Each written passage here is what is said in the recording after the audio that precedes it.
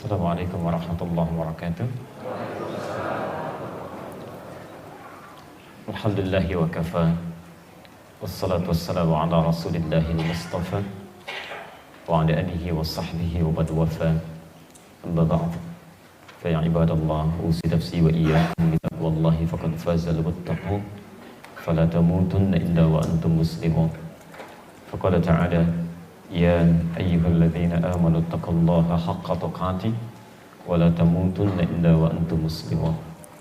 Wa qala ya ayyuhan nas ittaqu rabbakum alladzi khalaqakum min nafsin wahidah wa khalaqa minha zawjaha wa batha minhuma rijalan katsiran wa nisaa'a wattaqullaha alladzi tasaaluna bihi wal arham innallaha kana 'alaikum raqiba. Saudara-saudariku dan pemirsa Akhir TV dimanapun Anda berada, alhamdulillah pagi ini kita kembali diberikan kesempatan oleh Allah Subhanahu wa Ta'ala untuk menjalani aktivitas kehidupan kita. Pertama, kita bermohon pada Allah semoga hidup kita di hari ini mendapat bimbingan dari Allah Subhanahu wa Ta'ala sehingga insya Allah bisa lebih baik dibandingkan dengan hari-hari sebelumnya. Insya Allah di antara sekian banyak hamba Allah yang tengah beraktivitas, Bapak dan Ibu yang diberikan oleh Allah kesempatan, keluangan untuk bisa meluangkan waktunya belajar dari sebagian tuntunan agama Allah. Mudah-mudahan seluruh apa yang telah kita niatkan ikhlas karena Allah diberikan pahala yang melimpah dan diberikan kemuliaan-kemuliaan lebih dari sebelum-sebelumnya. Saya melihat semangat-semangatnya sekarang cukup meluas. Kami baru landing tadi dari Palembang dan tadi malam Masya Allah ya, orang yang ingin belajar. Sampai Jumat kemarin kami khutbah pun ada yang masuk Islam, alhamdulillah. Dan banyak sekali kebaikan-kebaikan yang Allah hadirkan saat-saat seperti ini. Semoga Allah jaga kebaikan-kebaikan ini dan kita bisa rawat dengan baik sehingga ridha dan keberkahan Allah bisa kita dapatkan. Baiklah, kita akan coba langsung meneruskan kajian kita. Sebelumnya saya mohon maaf, saya agak punya sedikit persoalan di dada sebelah kiri. Jadi mungkin suaranya akan agak sedikit menyesuaikan ya, tidak sekuat yang sebelum bisa saya sampaikan, jadi tolong nanti menyesuaikan keadaannya insyaallah. Baik. Materi kita yang kita bahas akan mengurai dan meneruskan pembahasan seputar fikih sifat salat Nabi sallallahu alaihi wasallam sebagaimana pendahuluan atau mukaddimahnya telah kita bahas di pertemuan yang lalu. Seperti janji saya sampaikan di pertemuan lalu, saya akan buatkan satu silabus yang diharapkan bisa membuat kajian kita lebih fokus. Jadi nanti Bapak Ibu dengan silabus ini akan paham dan terarah apa yang akan kita bahas, seperti apa gambarannya, referensinya dari mana didapatkan, dan kira-kira bagaimana nanti mempraktikkan dalam aplikasi kehidupannya. Itulah saya buatkan selama 1 tahun untuk sampai akhir bahasan kita. Referensinya telah juga saya tampilkan yang sekiranya ada bahasa Indonesianya ya. Kemudian ini yang umum ya, intinya yang pokok saja ya, yang referensi pokok yang bisa dicari. Kemudian ini nanti bahasan-bahasannya. Sesi pertama sudah kita bahas. Pertemuan kita insya Allah di setiap hari Sabtu pekan pertama. Jadi Anda tidak harus lihat kalender lagi tanggal berapa ya. Jadi setiap pekan pertama, insya Allah nanti sesi kita berada di sini. Kecuali bila ada penyesuaian, kami harus keluar atau dalam kondisi tertentu, nanti ada pemberitahuan berikutnya. Materinya sudah kita sampaikan, tuliskan di sini. Ya, sampai nanti yang paling akhir sampai pekan ke-12 insya Allah. Ya. Baik, ini kita sudah kopikan di panitia. Nanti bila ada yang berkenan untuk mengambilnya, langsung saja nanti hubungi panitia dan insya Allah masing-masing bisa dapatkan gambarannya. Jelas sampai sini insya Allah? Baik, kalau sudah jelas kita coba lanjutkan bahasan untuk hari ini dengan memulai dulu satu pengantar untuk mengingatkan kembali di hadis riwayat Al-Bukhari nomor hadis 751, 757, tercantum pula di hadis riwayat Muslim nomor hadis 397. Ini adalah esensi pembahasan kita, mengapa mesti belajar tentang bagaimana cara sholat yang baik. Qila bima ma'na, disebutkan dalam riwayat tadi, judul babnya babul musifis shalah, bab tentang orang yang salatnya bermasalah. Ja'a rajulun ila Nabi sallallahu alaihi wasallam. Satu kali datang seorang lelaki kepada Nabi sallallahu alaihi wasallam. Fadakhala ila al-Masjidin Nabawi. Kemudian dia masuk ke Masjid Nabi. Fasalla bi janbin Nabi sallallahu alaihi wasallam, lalu dia salat di samping Nabi sallallahu alaihi wasallam. Masuk ke Masjid Nabi An-Nabawi, salat di samping Nabi. Dari mulai takbir sampai dengan salam. Falamma sallama yaminan wa syamala, tatkala dia salam ke kanan, ke kiri, faqala lahu an-nabiy sallallahu alaihi wasallam. Tanpa menunggu jeda, Nabi langsung mengatakan pada orang ini. Biasanya kalau Nabi ingin memberikan komentar, itu diberikan jeda dulu. Tunggu selesai amalan baru diluruskan. Ini tidak.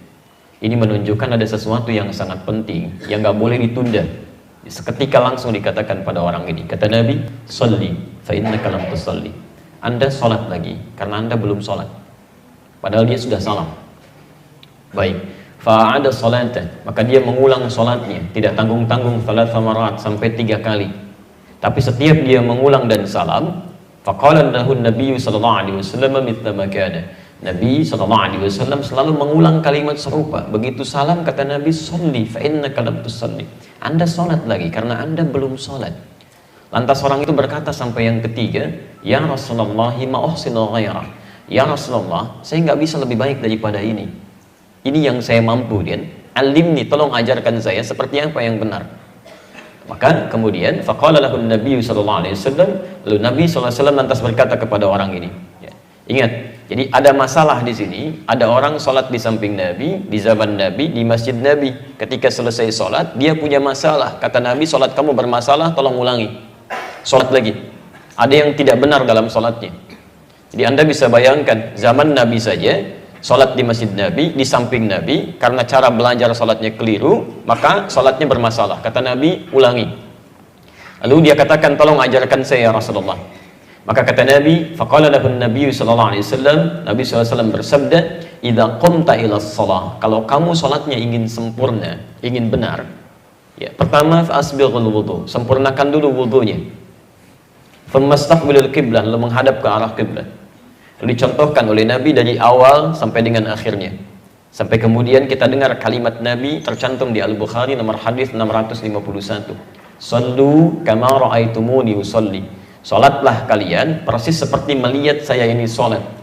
Jadi ketika kita diminta salat, tidak sekedar sembarangan kita takbir sampai selesai salam, tidak. Kalimat Nabinya, Anda mesti lihat dulu saya salat, pelajari seperti apa saya salat, baru kemudian praktekkan seperti Anda melihat saya salat. Nah, persoalan terbesarnya kemarin kita bahas dengan cukup panjang. Kenapa Nabi sangat memberi perhatian yang tinggi terhadap aktivitas sholat ini dibanding dengan ibadah-ibadah yang lain. Bahkan orang sudah sholat diminta diulang lagi, mesti lihat saya dulu begini, kata Nabi. Tayyib. Yang kita bahas di pertemuan lalu, dengan cepat kita sampaikan ringkas bahwa sholat ini menghadirkan rahasia-rahasia besar bagi kehidupan kita. Dan janji Allah yang akan diberikan di dunia dan di akhirat. Saat di dunia Allah berjanji kalau seseorang benar sholatnya seperti yang Nabi tuntun, dia akan dijamin diberikan 5 keistimewaan yang tidak akan diberikan pada yang tidak sholat, atau orang yang sholat tapi sholatnya tidak seperti yang diinginkan Nabi tadi. Nah, jadi Nabi itu membuat ketat fikih sholat, bukan ingin membebani kita supaya rumit sholatnya, bukan. Tapi persoalannya, Nabi menginginkan setiap umatnya mendapatkan 5 keistimewaan ini. Jangan sampai ada umat Nabi nggak dapetin satu di antara yang 5 ini. Ya. Dengan cepat, satu, orang yang sholatnya benar dijamin oleh Allah pasti jadi orang baik. Sifat dan sikapnya pasti baik. Ya, itu ada di Quran surah ke-29 ayat 45, seperti pernah kita bahas di pertemuan lalu. Inna salata tanha 'anil fahsya wal munkar. Orang yang salatnya benar, sungguh salat yang ditunaikan dengan benar itu akan mencegah pelaku dari 2 sumber keburukan. Pertama, fahsya, yang diingkari oleh hati, sumbernya nafsu, syahwat, ya. Maaf, pornografi, porno aksi, zina, LGBT, itu fahsya. Ya. Munkar, keburukan yang diingkari oleh jiwa, sumbernya nafsu perut dan akal. Merampok, membunuh, ya, maaf, mencuri, korupsi, narkoba, macam-macam, itu mungkar itu. Jadi mustahil ada orang sholat perilakunya buruk. Jadi, Nabi menginginkan setiap orang sholat harus jadi orang baik. Silahkan Anda cek ya, anak-anak kita itu baru tumbuh saja, menjelang balik usia 7 tahun, yang ditekankan oleh Nabi itu sholatnya, bukan yang lain. Dan Nabi ajari dia sholat. Kenapa? Karena kalau anak-anak baik sholatnya dari sejak awal, akan tumbuh jadi orang baik setelahnya. Saya ingin sampaikan pesan nih, agak unik sekarang ya. Kalau dulu orang fokus pada sholat nih, sekarang saya agak bingung, anak-anak TK udah diajarin manasik gitu kan. Insya Allah, fokus dulu pada sholatnya gitu kan. Tidak salah memang, cuman fokus pada yang utama gitu. Sholat pada belum baik, masuk ke masjid langkahnya sudah salah, diajarin manasik gitu kan. Tapi memang tidak keliru, tidak, cuma ada prioritas yang harus kemudian jadi patokan di situ. Tapi yang kedua, orang yang sholatnya benar, itu hatinya cenderung tenang. Cenderung tenang. Ada di Quran surah ke-20 ayat ke-14, ditafsir di Quran surah ke-13 ayat ke-28. Kita sudah bacakan. Wa aqimis sholata lidzikri, tunaikan salat sebagai zikir kepada saya, kata Allah. Ditafsir di Quran surah Ar-Ra'd ayat ke-28, ala bidzikrillahi tatma'innul qulub. Jika benar zikirnya kepada Allah, salatnya benar, maka dampaknya ke hati pasti tenang. Kalau hati Anda sudah tenang, dihadapkan pada masalah apapun akan biasa saja. Yang besar jadi ringan, yang ringan seakan tidak ada masalah gitu. Di orang-orang yang sholatnya baik menghadapi persoalan kehidupan, itu cenderung lebih nyaman, tenang gitu, nggak susah dia. Itu poinnya. Yang ketiga, orang kalau sholatnya benar dijamin langsung oleh Quran, seperti pernah kita bahas kemarin ya, Allah akan jamin kemudahan hidupnya, bahkan rezekinya. Itu ada di Quran surah ke-65 ayat 2-3, ditafsir di Al-Baqarah di ayat yang sama 2-3. Wa may yattaqillaha yaj'al lahu makhrajan wa yarzuqhu min haitsu la yahtasib. Ya. Siapa yang bisa meningkatkan takwanya kepada Allah Subhanahu wa taala, takwanya tingkatkan, yaj'al lahu makhraja. Kami berikan jalan keluar, solusi dari setiap persoalan yang ia alami. Tolong garis bawahi lagi ya, sering kita lupa ini. Rumus menyelesaikan masalah itu mudah menurut Quran. Anda tingkatkan takwa, masalah Allah selesaikan. Semakin Anda tingkatkan takwa, persoalan lebih ringan. Orang-orang yang terus meningkatkan takwanya kepada Allah, maka akan diringankan kehidupannya oleh Allah. Bukan gak punya masalah, Bu ya. Sama, dia punya masalah. Cuman saat akan dihadapi, Allah sudah ringankan masalahnya, sehingga seakan-akan seperti gak punya masalah. Jangan Anda kira misalnya para ulama, ya misal para kiai, para ustadz, atau orang-orang yang sebagian dekat dengan Allah gak punya masalah. Mungkin banyak masalahnya. Mungkin banyak, kadang-kadang masalah orang juga ikut dipikirin juga gitu kan. Silahkan Anda cek. Apa Anda pikir pulang pengajian Ustaz selesai? Tidak, SMS kadang penuh lagi, kadang ada yang nanya via email lagi. Ya, diri sendirinya mungkin nggak punya masalah, masalah orang ikut dipikirin. Ya. Nah, tapi alhamdulillah, ya, beberapa keadaan dibuat ringan. Ya, bukan nggak punya masalah, tapi diberikan keringanan ya dengan beberapa hal yang Allah kemudian berikan aturannya. Dan Anda tidak harus menjadi ustadz atau ulama untuk mendapatkan ketakwaan kepada Allah. Abu Bakar seorang pebisnis, ya. Uthman seorang pebisnis, Umar bin Khattab seorang birokrat. Ketika dekat dengan Allah, ringan masalah kehidupannya. Tayyib. Nah, bagaimana cara meningkatkan takwa? Kalimat takwa disebutkan 115 kali dalam Al-Quran. Kalimat pertamanya bersanding dengan sholat di Al-Baqarah ayat 2-3. Dzalikal kitabu la raiba fi hudan lil muttaqin. Siapa muttaqin ini? Ayat 3-nya. Alladzina yu'minuna bil ghaib wa yuqimunas shalah, yang menyempurnakan salat. Jadi kalau Anda punya persoalan dalam kehidupan, padahal salat tiap hari 5 waktu plus sunnahnya belum selesai juga, maaf, bukan karena salatnya, mungkin cara kita menunaikannya yang belum sempurna. Karena bahasa Qur'annya menyempurnakan salat, bukan cuma asal salat. Taib. Yang keempat, orang yang salatnya benar dijamin langsung oleh Al-Qur'an, setiap doa yang ia mohonkan kepada Allah itu akan disegerakan untuk dijawab. Disegerakan untuk dijawab. Masya Allah ya. Itu sudah kita contohkan di bulan lalu. Bahkan contohnya, contoh yang sangat luar biasa, yang kata manusia nggak mungkin terjadi, kata Allah tidak ada yang mustahil. Itu contoh di Quran surah ketiga Ali Imran ayat 38-39. Posisi paling kanan sebelah atas di pojok ya, yang sudah berumah tangga puluhan tahun, sudah sepuh, rambutnya sudah memutih, fisiknya sudah letih, istrinya maaf divonis monopos dan mandul, kata dokter nggak mungkin nih ya ada keturunan. Tapi apa yang terjadi? Teruskan aja ya, antum kan sudah sholat, tenang aja deh. Baik, urusan lampu padam nyala, urusan kita ta'lim. Jadi apa yang terjadi? Suaminya kemudian sholat, memohon kepada Allah dalam sholatnya dan dikabulkan dan punya keturunan dia. Ya. Dan yang terakhir, yang kelima, teman-teman sekalian, orang yang sholatnya benar dijamin oleh Allah Subhanahu Wa Taala hidupnya akan selalu bersanding dengan kesuksesan dan kebahagiaan apapun aktivitasnya. Itu ada di Quran surah ke-23 ayat 1 dan 2. Jadi Anda tidak diminta oleh Allah jadi apapun, silahkan aja sesuai dengan apa yang Anda kira-kira inginkan selama itu baik. Yang penting kaidah Qurannya soleh, ya, menjaga aturan Allah, dekat dengan Allah. Quran surah ke-7 ayat 189. Anda mau jadi pebisnis, silahkan pebisnis yang soleh. Anda jadi diplomat, silahkan diplomat yang saleh. Anda mau jadi tentara, polisi, silahkan tentara, polisi yang saleh. Ya, Anda mau jadi apapun, silahkan sepanjang Allah ridha, itu saleh. Nah, dijamin oleh Quran, jika benar salat Anda khusyuk ditunaikan, maka semua profesi Anda akan dibimbing oleh Allah mencapai puncak kesuksesan terbaik dan bahagia hidupnya. Ya, dalilnya Quran surah ke-23 ayat 1 dan 2. Qad aflahal mu'minun.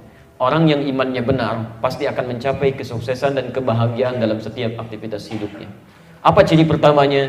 Ayat 2-nya. Alladzina hum fi salatihim khashi'un. Jadi, rahasia di balik perintah Nabi, ketatnya aturan Nabi terkait persoalan salat ini bukan semata persoalan fikih, tapi Nabi ingin memastikan semua umatnya, satu, baik sifat dan sikapnya. Kedua, tenang dalam menjalani kehidupan. Ketiga, mudah dalam mengatasi persoalan. Keempat, bila cepat dikabulkan Allah. Dan kelima, apapun profesi mereka bisa mencapai puncak kesuksesan yang diharapkan dan bahagia kehidupannya. Ini inti yang telah kita bahas di pertemuan yang lalu. Nah, poin terpenting, bagaimana cara mendapatkan yang kelima ini? Ternyata tidak sembarangan, tapi harus mengikuti apa yang telah Nabi SAW tuntunkan, termasuk diajarkan pada para sahabat tadi. Jelas sampai sini? Baik, kalau sudah dipahami dengan jelas resum dari pertemuan lalu, sekarang kita akan mulai inti bahasannya. Seperti apakah kemudian cara sholat yang dituntunkan oleh Nabi itu, yang bisa kita turunkan pembahasannya dan kita coba praktekkan, dan mudah-mudahan insya Allah kita bisa dapatkan 1 bahkan 5 keistimewaan yang tadi dijanjikan.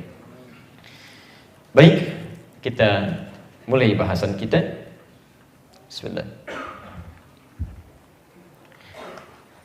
Bapak dan Ibu sekalian, rumus di hadis tadi di Al-Bukhari nomor hadis 751, 757, hadis riwayat Muslim nomor hadis 397.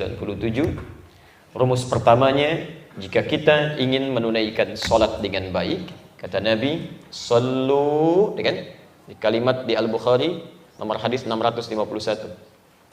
Sallu kama ra'aitumuni usalli. Baik. Sallu kama ra'aitumuni usalli. Perhatikan rumusnya. Turunkan dulu. Salatlah kalian, kata Nabi,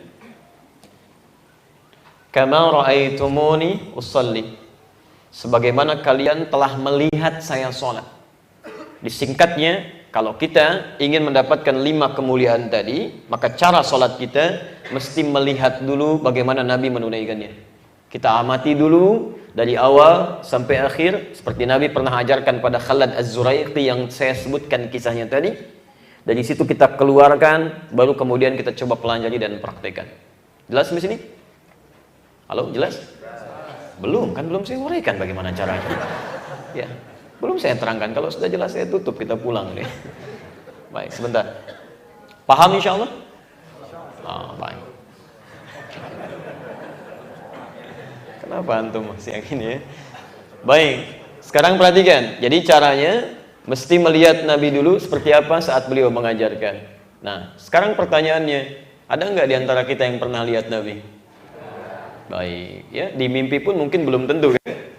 Karena itu kita diharuskan untuk menelusuri nih, ya, kepada siapa Nabi mengajarkan, kepada siapa lagi kemudian diajarkan, terus generasi sampai dengan ke kita di sini.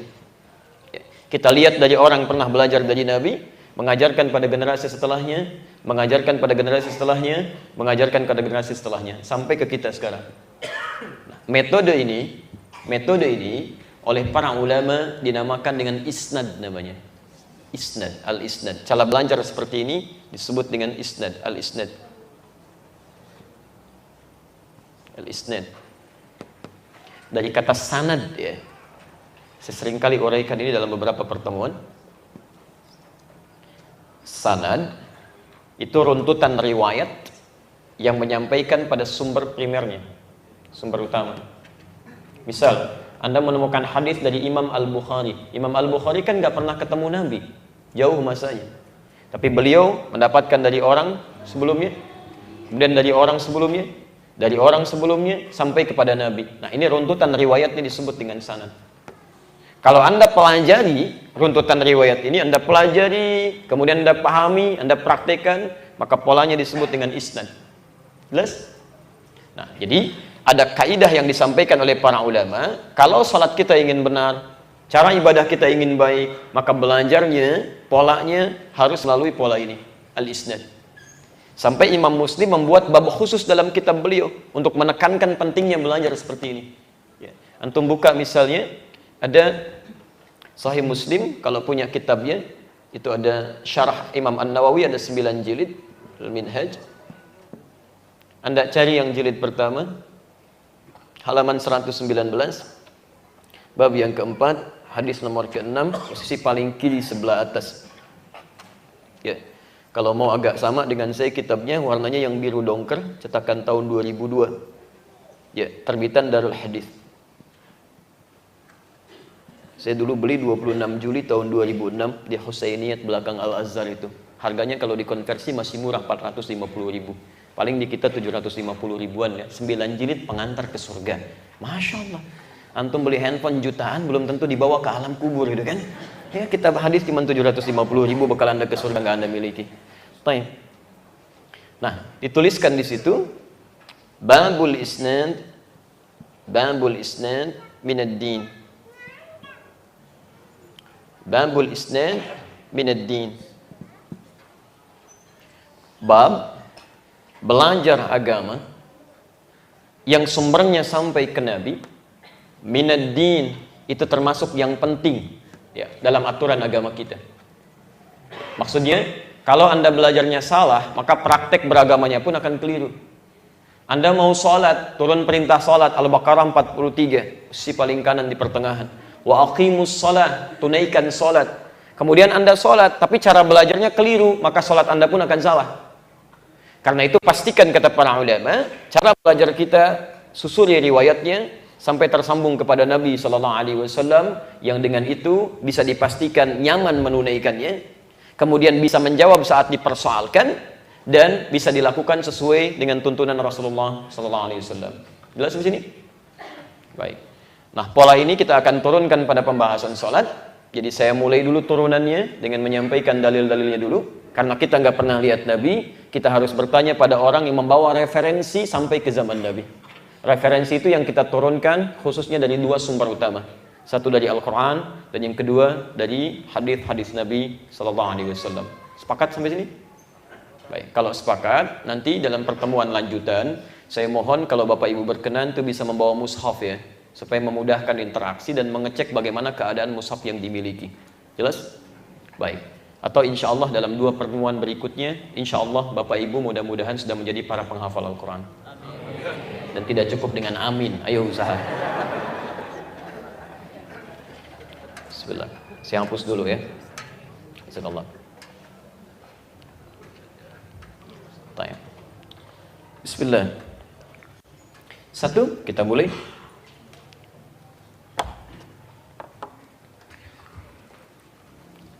Quran surah ke-2 Al-Baqarah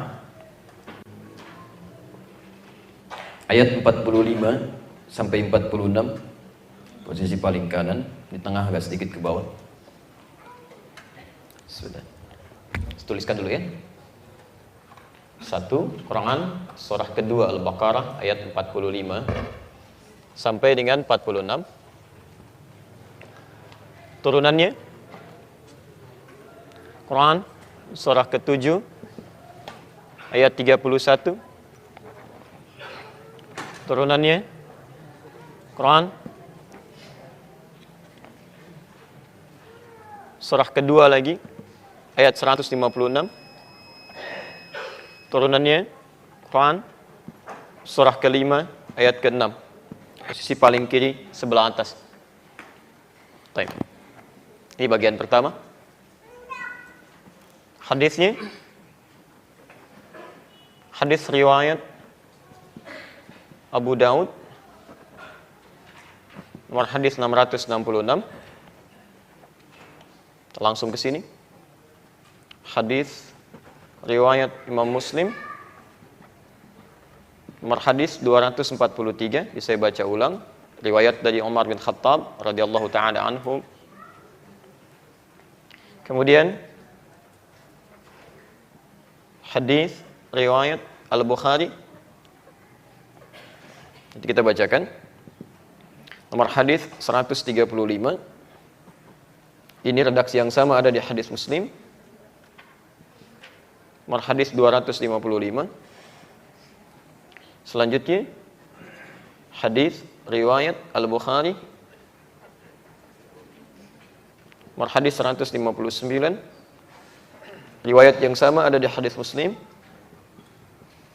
Nomor hadis 256. Kalau mau cari kitabnya, ini antum bisa cari misalnya satu Fathul Bari, Syarah Sahih Al-Bukhari. Ya. Jadi Anda di hadis Al-Bukhari itu, ya, di kitab Sahihnya itu semua cuma hadisnya. Tidak mungkin bisa baca hadis langsung paham isinya.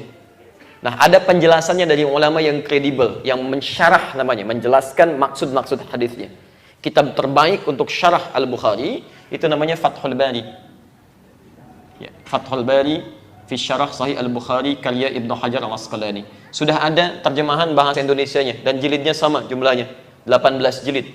Ya, saya kalau tidak keliru terbitan pustaka Imam Asy-Syafi'i, warnanya kuning itu ya, 18 jilid. Ibnu Hajar Al-Asqalani. Baik.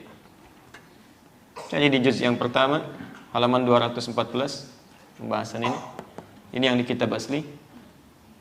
Kemudian yang kedua syarah Sahih Muslim, syarah Imam An-Nawawi Al-Minhaj, ya.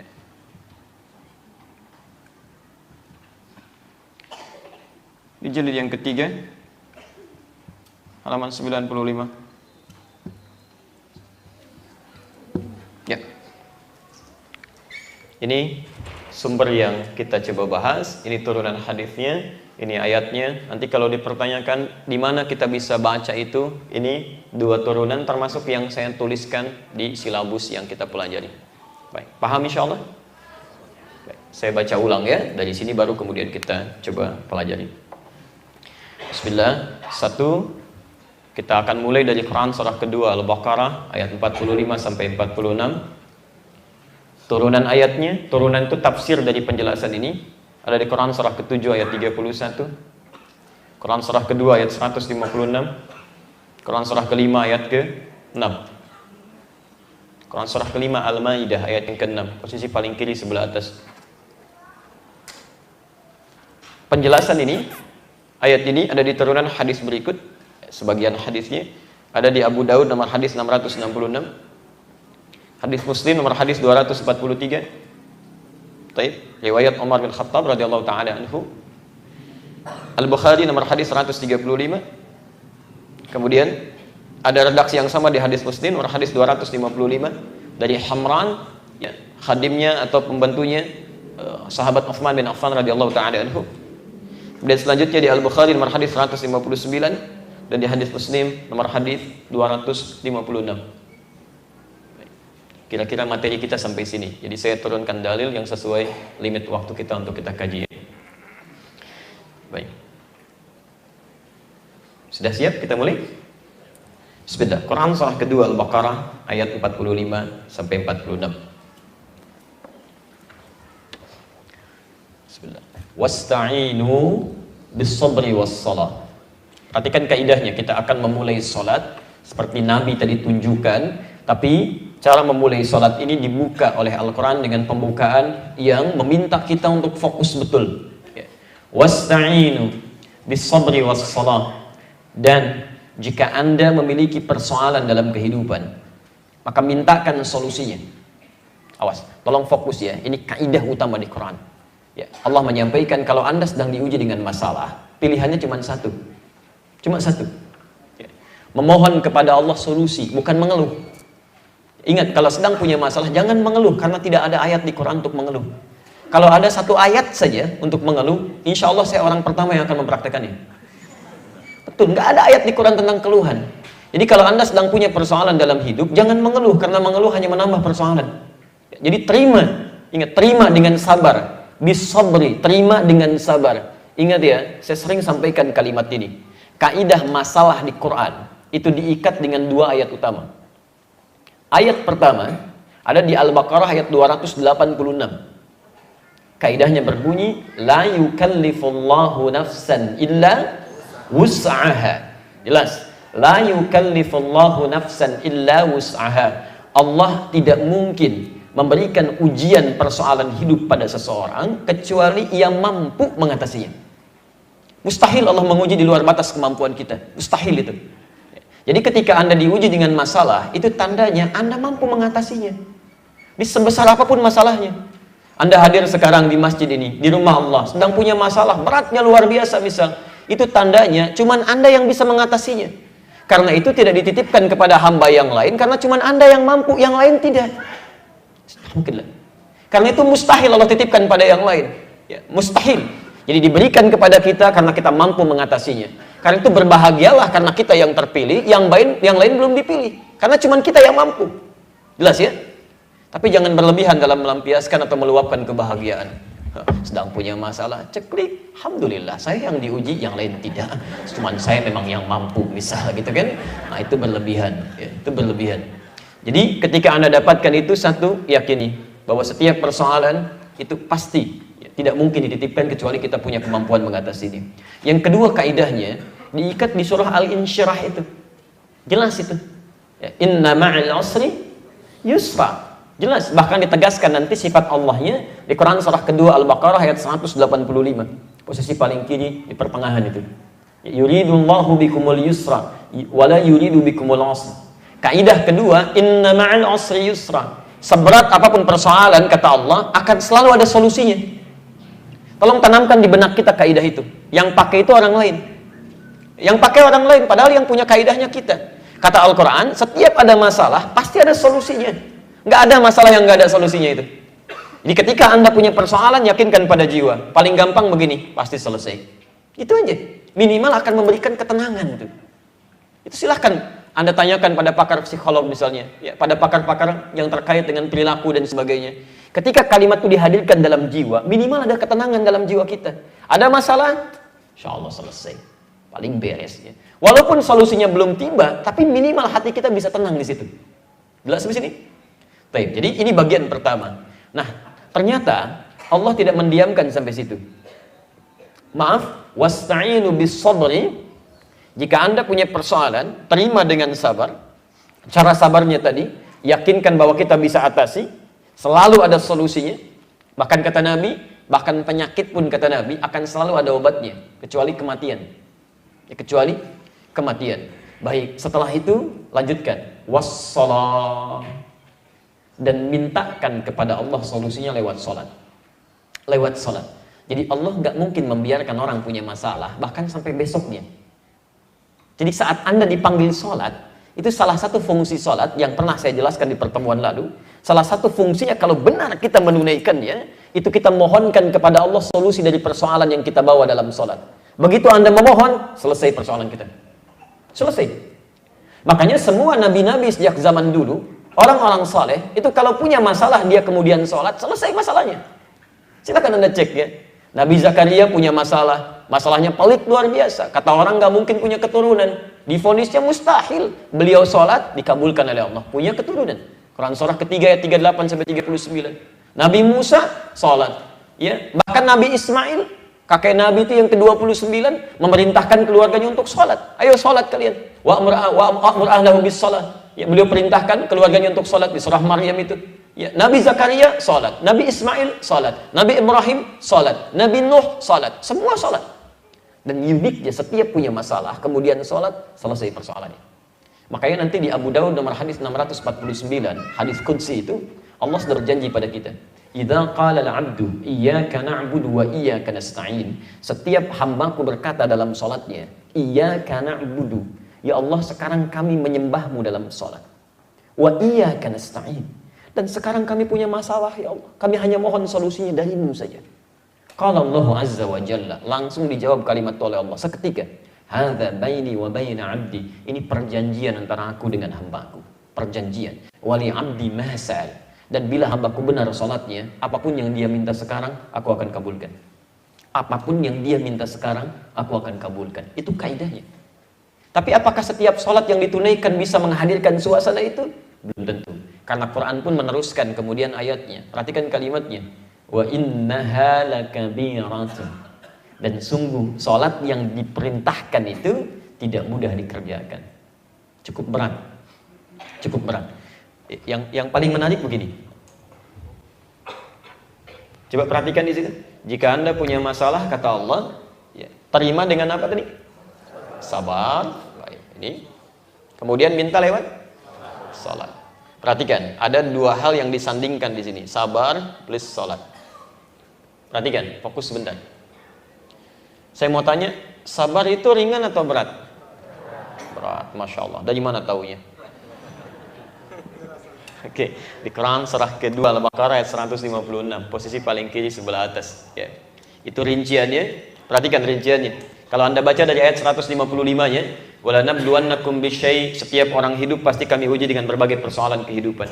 Minal khauf, ada yang khawatir, wal ju', ada yang lapar, wa naqsi minal amwal, ada yang hartanya mulai berkurang, wal anfus, ada yang sakit sampai meninggal, maaf, wat thamarat, ada yang diuji hasil kerja kerasnya diambil, dirampas oleh orang lain. Wa basyiris sabirin, dan berikan kabar gembira bagi orang sabar. Jadi ada orang-orang yang ketika diuji dengan masalah kehidupan, dia tenang aja, saking tenangnya malah gembira. Ya Allah, terima kasih menitipkan ujian kepada saya, tidak kepada yang lain. Bukankah dengan ujian itu ada pahala? Bukankah dengan ujian itu engkau percaya kepada saya? Diberikan ujiannya kepada saya, tidak kepada yang lain. Berarti Allah percaya dengan saya, ingin memberikan pahala. Bukankah pahala bersanding dengan ujian? Ya, kalau nggak ada ujian, bagaimana ada pahalanya? Kalau nggak ada proses, bagaimana ada kebaikannya? Jadi orang sabar itu ketika menerima ujian, dia malah senang, bukan mengeluh. Alhamdulillah, hari ini dikasih pahala. Tapi itu nggak mudah. Nggak mudah. Alladzina idza asabathum musibah qalu inna lillahi wa inna ilaihi raji'un. Perhatikan hubungan sabar dengan persoalan. Bagaimana lahir kesimpulan berat di sini? Satu, ayatnya mengatakan walanabluwannakum, dan setiap orang hidup, lihat rumusnya ya, lihat rumusnya, hidup. Nabluwannakum bisyai', kami akan uji dengan masalah. Jadi setiap orang hidup pasti akan mendapatkan ujian persoalan kehidupan. Masalah diturunkan bukan ingin menjadikan kehidupan bermasalah, tapi untuk meningkatkan kualitas kehidupan yang kita jalani. Kalau tidak ada bohong, bagaimana diketahui jujur? Kalau tidak ada sombong, bagaimana bisa muncul rendah hati? Kalau tidak ada, misal, mohon maaf ya, marah, bagaimana bisa diketahui sabar? Ini diciptakan oleh Allah persoalan untuk meningkatkan kualitas kehidupan kita. Kalau anak SD tidak ujian, bagaimana bisa masuk SMP? Dan seterusnya.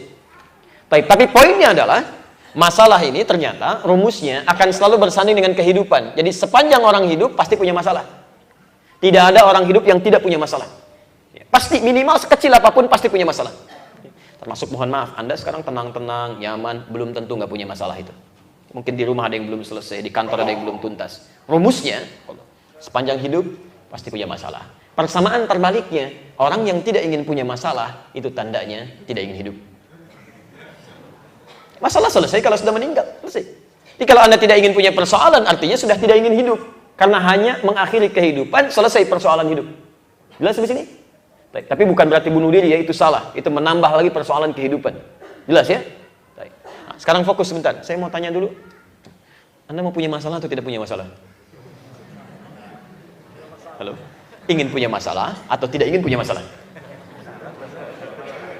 Kenapa tersenyum? Sudah selesai kan? Kenapa mengeluh ketika diberikan? Ya Allah, saya pengen punya masalah. Dikasih malah mengeluh. Baik kan? Oh, hati-hati ya. Yang tidak ingin punya masalah berarti tidak ingin hidup. Sampai sini ini belum tuntas. Supaya ini mudah diselesaikan, wabasyiris sabirin, rumusnya sabar. Bahkan kalau Anda sedang mendapatkan tingkat kesabaran ini, ketika masalah datang, malah bukan mengeluh, tapi bahagia, malah senang. Kalau sudah paham rumusnya. Lihat kalimatnya. Hidup berbanding lurus dengan masalah, berbanding lurus dengan solusi. Sabar. Jadi sepanjang kita hidup, sabar itu dituntut. Dari mana tahu beratnya sabar? Karena sabar ini selalu bersanding dengan masalah, plus tidak ada batasnya, kecuali sampai kita wafat. Ini nggak ada batas kesabaran. Sepanjang Anda hidup, ini sabar harus terus ada. Ini yang menjadikan sabar begitu berat dibawa dalam kehidupan. Masalah lagi, sabar lagi, dan nggak ada batasnya. Di orang-orang yang mengatakan, misal, hilang batas kesabaran saya, itu pun sama, tandanya pengen cepat meninggal. Kalau hilang sabar, ya selesai kehidupan. Jelas di sini? Nah, di sini kita simpulkan, sabar tidak mudah untuk dipraktekkan.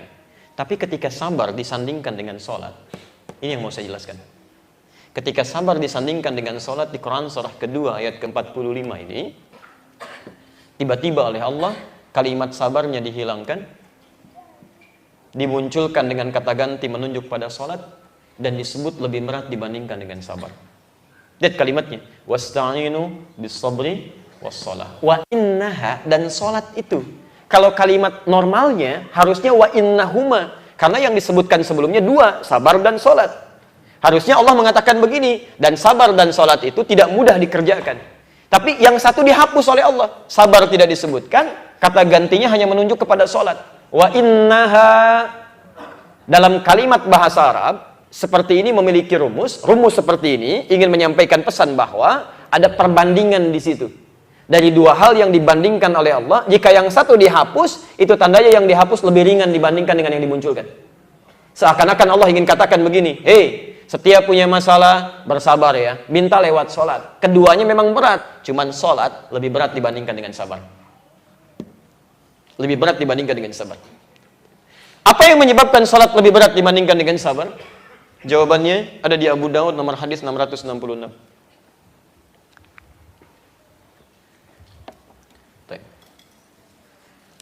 Sabar, seberat apapun, itu masih memungkinkan kita untuk mengingat hal yang terkait dengan aktivitas kita. Anda punya masalah, masih ingat makan, kan? Masya Allah, masih ingat minum, masih ingat orang-orang sekitaran kita, masih menghadirkan ingatan yang cukup kuat. Tapi sholat, Masya Allah, lihat keterangan Nabi. Aqimus sufuf, wahadu bainal manakib wal aqdam. Rapatkan saf kalian, sejajarkan. Rumus rapatnya apabila tumitnya sejajar dengan bahunya, kata Nabi.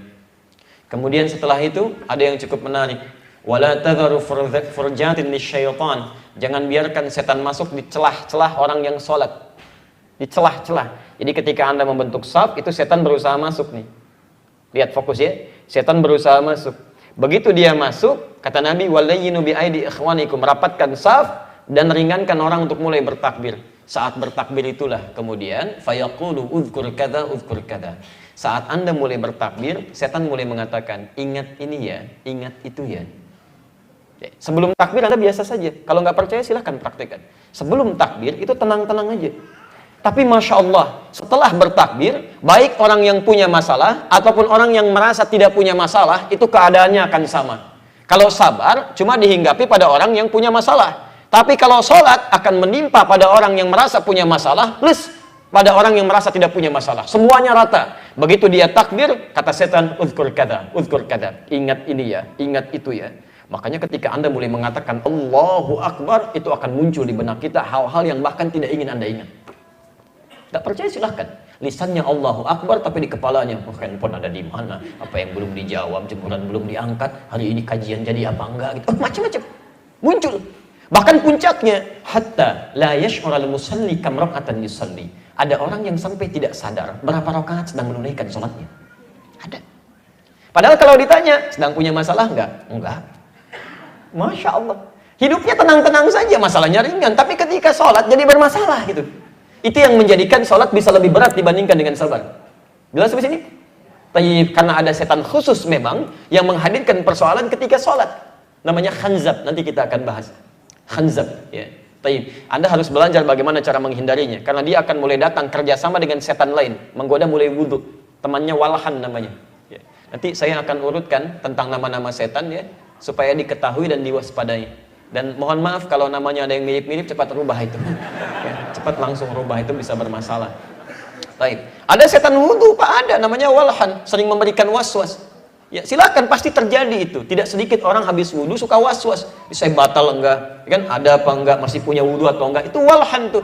Jadi sholat itu jangankan saat dimulai, sebelum sholat setannya udah datang. Sabar tidak, baru ada musibah, baru dia datang. Jelas di sini? Jadi ketika dibandingkan, kenapa Allah ingin menghadirkan perbandingan ini untuk menegaskan bahwa ini enggak main-main itu. Sholat itu bukan ibadah ringan. Tapi poin ya, tolong catat rumus ini ya. Bila ada dua perbandingan ibadah dalam kaidah fikih, bila ada dua perbandingan ibadah, yang satu lebih berat dibanding yang lainnya, itu menandakan ibadah itu lebih istimewa dari yang lainnya. Plus memiliki keutamaan yang tidak dimiliki oleh selainnya. Jadi ketika Anda mendapatkan kalimat-kalimat misalnya motivasi yang kuat, ini berat, tandanya pahalanya banyak, Pak. Kita siapkan. Siap, itu informasi berharga sekali itu. Ya. Pernah satu ketika begini. Ada sahabat namanya Abdullah bin Abi Umi Maktum. Matanya buta, nggak bisa lihat. Masya Allah. Dan turun surat Abasa kepada beliau karena kasus beliau itu. Antum kenal Abdullah bin Abi Umi Maktum? Alhamdulillah ya. Kalau kenal repot lah, antum siapa sebetulnya? Bisa hadir hari ini kenal Abdullah bin Abi Umi Maktum. Tapi ini sahabat mulia, jadi prototipe untuk teman-teman yang merasa nggak bisa melihat. Itu anugerah. Ayo teladani Abdullah bin Abi Umi Maktum. Saya ini yang melihat, saya masih belum aman nih, karena mata saya masih bisa berbuat maksiat. Masih bisa berbuat maksiat. Kata Quran kan harus lihat yang baik-baik. Quran surah ke-24 ayat 30. Qul lil mu'minina yaghuddu min absarihim. Katakan pada pria-pria yang merasa punya iman, kamu hanya boleh lihat yang baik-baik, yang enggak baik menurut Allah jangan lihat. Ini mata, lihat handphone mungkin ada gambar yang tidak baik. Jalan ke sini ada aurat terbuka, di TV ada tayangan yang tidak bagus, masih mungkin berbuat maksiat. Ada sebagian dari kerabat-kerabat kita dengan izin Allah, dalam bayangan manusia dia nggak sempurna katanya, nggak bisa lihat. Tidak, kasih sayang Allah menjadikan matanya tertutup supaya nggak bisa lihat maksiat lagi. La haula wala quwwata illa billah. Terserah Allah yang punya mata Allah, yang punya telinga Allah, yang punya tangan Allah. Kalau Allah mau ngambil kapan saja terserah. Jadi mumpung kalau Anda masih merasakan nikmatnya itu, gunakan pada yang baik. Kalau sudah diambil sebagiannya, itu tandanya fungsinya ditutup oleh Allah untuk menutup fungsi maksiat dan menghadirkan kebaikan lewat level yang lain. Abdullah bin Abi Umi Maktum, sahabat mata nggak bisa melihat, jarak rumah jauh dari masjid, nggak ada penuntun. Masjidnya itu alasnya cuma tanah saja. Kalau panas ya kepanasan, kalau hujan pasti bocor, kalau dingin ya kedinginan. Maaf, tiang-tiangnya cuma dari pelepah kurma, atapnya dari daun-daun kurma. Anda tahu apa yang terjadi? Beliau masih rajin itikaf di masjid, zuhur ke asar, maghrib ke isya, cuman subuh agak repot. Pulang berkata kepada Nabi SAW, ya Rasulullah, aliyya rukhsah. Ya Rasulullah, boleh nggak saya dapat keringanan? Khusus sholat subuh, saya tunaikan di rumah. Jelas alasannya, jarak rumah ke masjid cukup jauh, mata nggak bisa lihat, nggak ada penuntun. Jawaban Nabi, perhatikan jawabannya, tidak mengiyakan, tidak langsung melarang. Kata Nabi, atasma'ul adzan, apakah Anda dengar adzan? Kata beliau, bala, ya saya dengar adzan. Kata Nabi, madum tasma'ul adzan fa'addiha fil masjid. Selama Anda masih dengar adzan dari masjid, tunaikan ke masjid. Tunaikan di masjid. Zaman Nabi nggak ada speaker ya. Yang adzan siapa? Bilal bin Rabah. Nggak ada speaker, beliau adzan masih kedengeran tuh sama yang jarak rumahnya jauh. Ini menandakan kalau adzan subuh itu, ayo cari muadzin yang energinya cukup kuat. Ya, yang nggak usah banyak lagunya, yang penting kedengaran, gitu kan? Allahu Akbar, Allah. Makin enak tidurnya tuh, masya Allah, gitu kan? Yang penting dia bisa bangun, gitu kan? Tapi kadang mendayu-dayu orang malah tetap terbawa irama, dia tidur gitu kan. Tapi yang menarik adalah ketika kedengaran itu, kata Nabi, tunaikan ke masjid. Perhatikan cara membaca sahabat. Ini Nabi tetap nyuruh saya ke masjid, walaupun itu berat. Ini tandanya pasti ada kemuliaan besar di situ, yang nggak didapatkan oleh orang nggak ke masjid. Pasti itu. Ternyata setelah ditelusuri benar, Pak. Itu ada di Al-Bukhari nomor hadis 279, di hadis Muslim nomor hadis 131. Ini bahkan dicantumkan oleh Imam An-Nawawi di kitab Riyadhus Shalihin itu, dari 1896 hadis yang ada di dalamnya. Itu di bab pertama nomor hadis yang ke-10, posisi paling kiri di sebelah bawah, dari Abu Hurairah. Itu masya Allah. Lihat kalimatnya, lihat kalimatnya. Salat rajuli fil jama'ati Ya, salat seseorang ditunaikan berjamaah di masjid, tazidu ala salati fi suqi wa baiti. Itu lebih utama dibandingkan salat yang ia tunaikan di tempat niaganya atau di rumahnya. Jadi kalau Anda misalnya, maaf ya, salat di rumah padahal dekat ke masjid, Anda salat berjamaah di rumah, itu masih kalah pahalanya sama orang yang baru mau ke masjid. Dia belum salat di masjid, baru mau ke masjid. Anda misalnya di kantor, ada masjid, Anda memilih salat di ruangan kantor, walaupun berjamaah, itu pahalanya masih kalah dengan orang yang baru mau ke masjid. Kata Nabi, bid'an wa ishrina darajah, lebih daripada 23 derajat sampai 30 derajat. Masjidnya aja jarak 1 ke 2 500 tahun, 2 ke 3 500 tahun, 3 ke 4 500 tahun. Itu baru mau berangkat. Apalagi kalau wudunya dari rumah, bukan di masjid. Kalau di sekitar masjid boleh, tapi kalau Anda bisa berwudu dari tempat Anda mau berangkat, dzalika bi anna ahadakum idza tawaddaa fa ahsana al-wudu, yang demikian kalau Anda ingin dapat bonus lebih lagi, Anda wudu dari tempat Anda mau berangkat, sempurnakan wudunya, thumma atal masjid, kemudian dia datang ke masjid. Masya Allah, fa khutta bi kulli khutwatin, maka dicatatkan di setiap langkahnya terangkat derajatnya, rufa'u biha darajat. Langkah selanjutnya yumha biha sayyi'at, dihapuskan kesalahan-kesalahan kecil yang pernah terjadi dalam dirinya. Itu belum masuk masjid. Begitu masuk masjid, fa idza dakhala al-masjid fa kutibat 'alaihi kanat fi shalah, maka dituliskan bagi orang ini pahala salatnya padahal belum salat saat dia masuk itu. Sampai ketika dia mengatakan, Allahumma ftah li abwaaba rahmatik, ya Allah mohon bukakan pintu-pintu rahmatmu. Wal malaikatu yaqulun, langsung malaikat berkata, lihat kalimatnya, Allahumma arhamhu, ya Allah rahmati orang ini. Allahumma ighfir lahu, ya Allah ampuni dosa-dosanya. Allahumma tub alaihi, ya Allah terima taubatnya. Terima taubatnya. Itu semua akan diberikan selama dia berada di masjid, malam yu'dhi aw yuhdits, sepanjang dia enggak merusak amalnya atau sengaja membatalkan wudunya. Diberikan semua. Karena tahu ada peluang besar di sini, Abdullah bin Abi Umi Maktum tetap menyiapkan diri untuk ke masjid. Masya Allah. Sekarang subuh jam berapa? 4? 35? 4? 32? 34? Masya Allah. Jamaah tanah kusin subuh ini, pagi ini berbeda pendapat tentang waktu sholat subuh. Masya Allah. Misal 4.35 misalkan, tadi di Palembang kita 4.50. Taib. Itu 4.35 subuh. Jam 3 berangkatlah kalau kita nusurin jalan begini sampai ke masjid. Dan Masya Allah, tadi antum jawab yang adzan itu Bilal. Sejak peristiwa itu yang adzan Abdullah bin Abi Umi Maktum, khusus adzan subuh. Sampai Ramadan itu adzannya 2 kali. Abdullah bin Abi Umi Maktum adzan pertama untuk menandakan waktu sahur sebentar lagi habis. Kemudian Bilal bin Rabah itu adzan untuk subuhnya. Dan mengingat peristiwa itu sampai sekarang di Madinah adzannya 2 kali. Kalau Anda umrah atau haji, itu pasti Anda akan dengar adzan 2 kali subuh itu untuk mengabadikan peristiwa tadi. Jadi ibu kalau dengar adzan yang pertama, jangan dulu sholat subuh ya. Jangan terlampau soleh itu. Kalau ada yang langsung ke masjid sholat, begitu pulang, aduh saya ketinggalan, padahal belum adzan. Ya, adzan yang kedua maksudnya, itu dikenang peristiwa itu. Anda bayangkan, sahabat Nabi, hidup di zaman Nabi, dekat dengan Nabi, surah Al-Quran turun karena kemuliaan beliau, mendengar disebutkan oleh Nabi ada kemuliaan di masjid, masih berangkat, mata nggak bisa lihat, jarak rumah jauh dari masjid, masjid begitu seadanya, dan masih bisa adzan di masjid. Ada keutamaan besar di situ. Yang jadi masalah, Anda, sahabat Nabi bukan, tetangga Nabi bukan, kerabat Nabi bukan, matanya sehat, rumahnya dekat dengan ke masjid, masjidnya enak, Masya Allah, tempatnya bagus, ada AC-nya, ada kipas anginnya. Kalau taklim ustaznya datang sendiri, nerangin sendiri, nulis sendiri, boleh ngapus sendiri, ada snacknya juga, live juga, belum mau belajar juga, Masya Allah. Ya, harus dengan cara apa lagi difasilitasi? Kadang-kadang yang adzan itu, yang qomat itu, yang imamin itu, makmumnya itu juga, pulangnya itu juga. Anehnya cita-cita pengen masuk surga Firdaus lagi, tanpa hisab katanya. La haula wala quwwata illa billah. Mudah-mudahan sehat itu ya. Taib. Nah, rumusnya adalah jika Nabi tetap meminta kita atau ada perbandingan sesuatu yang besar, ini menandakan pahalanya banyak. Makanya ketika disebutkan lebih besar dibanding sabar, ini menandakan pahala salat itu banyak, Pak. Sampai nanti kita akan bahas lebih dalam lagi, ternyata amal yang pertama dihisab oleh Allah itu salat. Nanti di Abu Daud nomor hadis 864.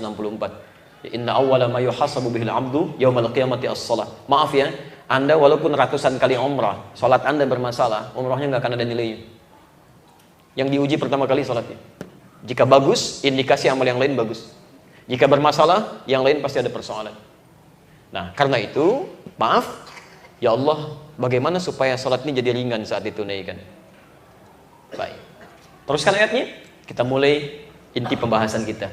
Illa 'alal khashi'in.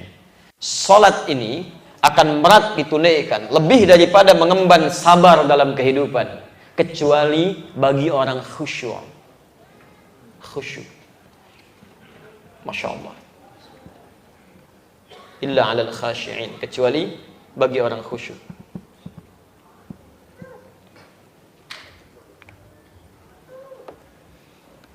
Jadi yang merasa berat dalam menunaikan sholat itu, mohon maaf, ya, kebalikannya berarti orang yang tidak khusyuk dalam sholatnya. Karena bagi orang khusyuk itu nggak ada yang berat, ringan aja kok, biasa. Jadi kalau Anda merasa berat menunaikan sholat, maaf, jangankan untuk sholatnya, mau dekat waktu sholat aja sudah malas-malas, itu tanda pertama sholat Anda tidak khusyuk. Bagi orang khusyuk itu biasa. Ingat ya, ada orang yang menunaikan sholat fardu saja masih malas-malas, ketinggalan fardu masih tenang-tenang. Ada orang yang ketinggalan sholat sunnah sudah gelisah, Pak. Ada orang dengar iqomat sampai qomat, Pak, belum ingat sholat. Ada orang yang belum azan, belum berkumandang, atau baru dengar azan sudah mengatakan saya terlambat nih, saya terlambat. Padahal azan baru berkumandang. Tadi subuh kan 4.35, dia biasa tahajud bangun jam 3. Tiba-tiba dia bangun pas azan, Allahu Akbar, ya Allah, terlambat saya. Padahal subuh belum dimulai. 4.35, subuh belum dimulai, baru azan, dia sudah menyesal. Ada orang yang bangun jam 5:34, lewat tuh. Bukan cuma qomatnya, waktu sholat udah lewat, dia tenang aja. Ini menandakan kalau dia merasa, Anda satu hari kalau merasa berat menunaikan sholat, itu tandanya, itu tanda pertama ada ketidakkhusyuan dalam menunaikan sholatnya. Jelas di sini? Baik. Jadi teman-teman sekalian, yang pertama, kaidah sholat yang berat ditunaikan itu ternyata tidak berlaku bagi semua hamba, ya, kecuali hanya bagi orang yang khusyuk, sholat itu akan ditunaikan dengan ringan. Kaidah pertama, tahan, gak usah dihapus. Saya ulang.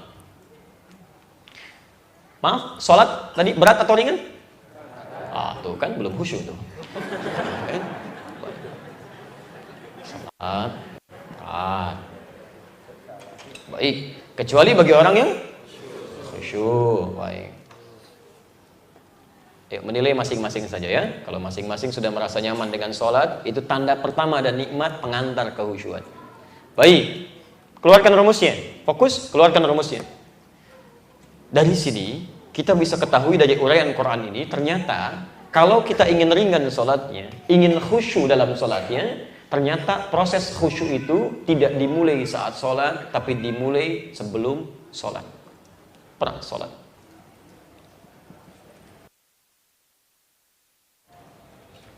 Saya ulang, lihat kalimatnya. Sholat itu berat ditunaikan. Jadi ada orang yang ingin sholat merasa berat, gitu kan? Kecuali bagi orang khusyuk. Orang khusyuk itu mau sholatnya ringan. Ini menandakan khusyuk dimulai bukan saat menunaikan sholat, tapi dimulai pra sholat. Jelas di sini? Jadi kalau Anda nanti bertanya, bagaimana cara saya khusyuk ya Allah supaya sholat saya ringan? Maka dijelaskan kemudian nanti oleh Al-Quran. Proses khusyuk ini tidak dimulai saat menunaikan sholat, tapi disiapkan sebelum sholat itu ditunaikan. Sekarang kita pelajari dulu, supaya sholat kita lebih ringan. Kita akan bahas khusyuk, atau cara khusyuk dalam tuntunan Al-Quran dan Sunnah Rasulullah SAW. Ya. Sebentar. Nanti kalau sudah dipahami rumusnya, antum gak usah ikut pelatihan.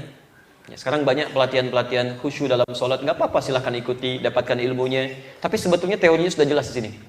Ya, kalau antum bisa praktekkan, insya Allah akan lebih baik. Ya. Baik, fokus. Ya Allah, Engkau katakan sholat begitu berat, kecuali bagi orang khusyuk. Orang khusyuk akan ringan menunaikan sholat. Bagaimana cara kami khusyuk? Teruskan. Quran surah kedua ayat 46-nya. Ini cara pertamanya.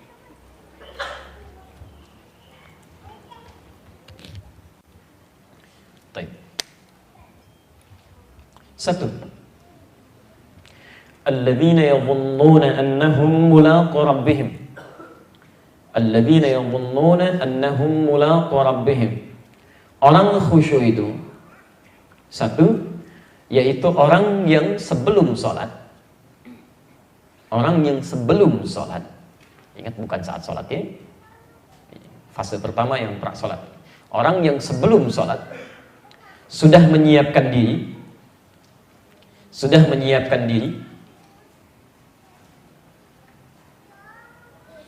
untuk menghadap pada Rabbnya. Untuk menghadap pada Rabbnya. Orang yang sebelum sholat telah menyiapkan diri untuk menghadap pada Rabbnya. Yadhunnuna annahum mulaqu rabbihim. Perhatikan cara menerjemahkannya. Kadang-kadang terjemahan tidak sesuai dengan makna yang diinginkan.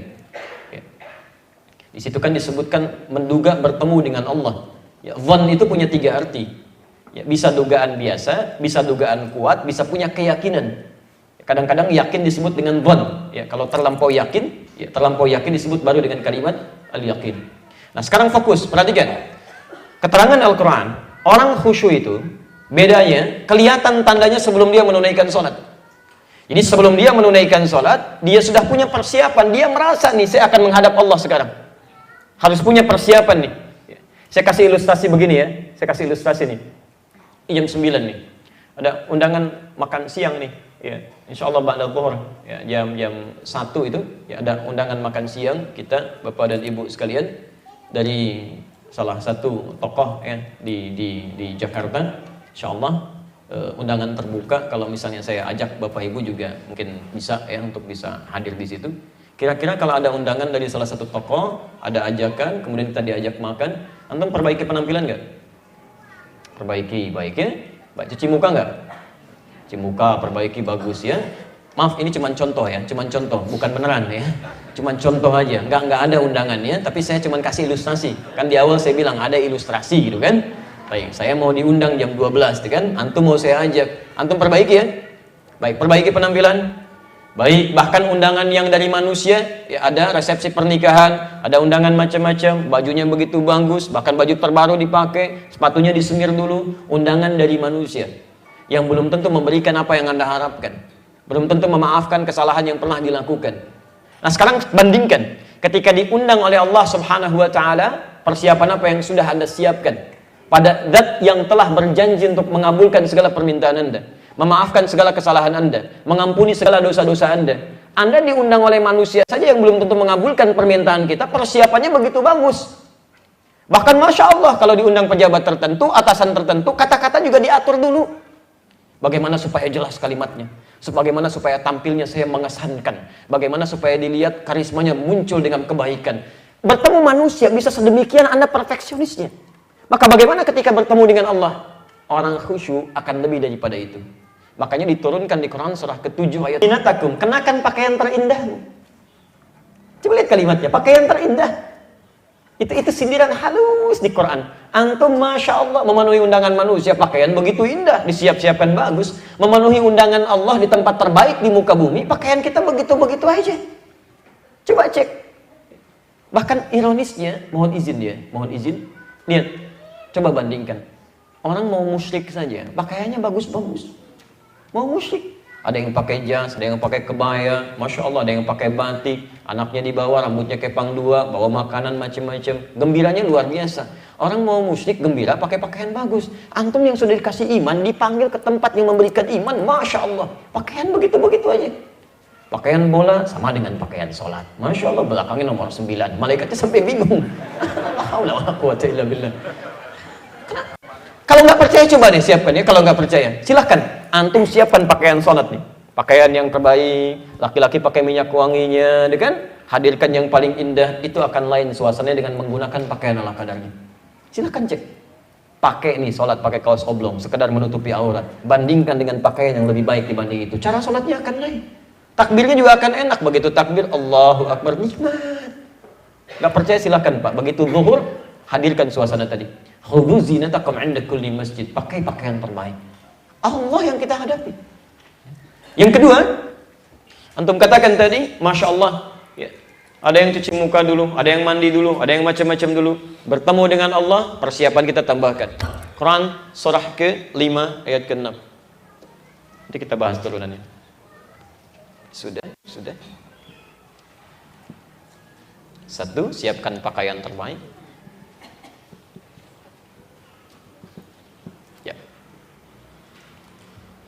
Ya, nanti begitu mau sholat, kalau bisa punya pakaian khusus ya, untuk sholat yang cukup baik, yang cukup indah, supaya enak saat menunaikannya. Ya, nanti begitu nanti antum masuk saf, bisa kelihatan tuh. Silahkan aja cek, ya, silahkan cek. Bajunya yang enak, yang bagus, cara sholatnya akan lain. Baju yang biasa-biasa akan lain juga. Tapi tidak harus saling mengomentari ya. Datang orang pakai kaos, nggak khusyuk ya kayaknya. Nggak usah ya, pelan-pelan aja. Untuk foto, ceklik, contoh orang tidak khusyuk. Itu berlebihan ya, jangan. Hati-hati. Baik. Ya, fokus ini. 2. Sempurnakan wudhu. Ketemu manusia antum mandi dulu, cuci muka, menghadap Allah, sempurnakan wudhu. Quran surah ke-5 ayat ke-6. Posisi paling kiri sebelah atas.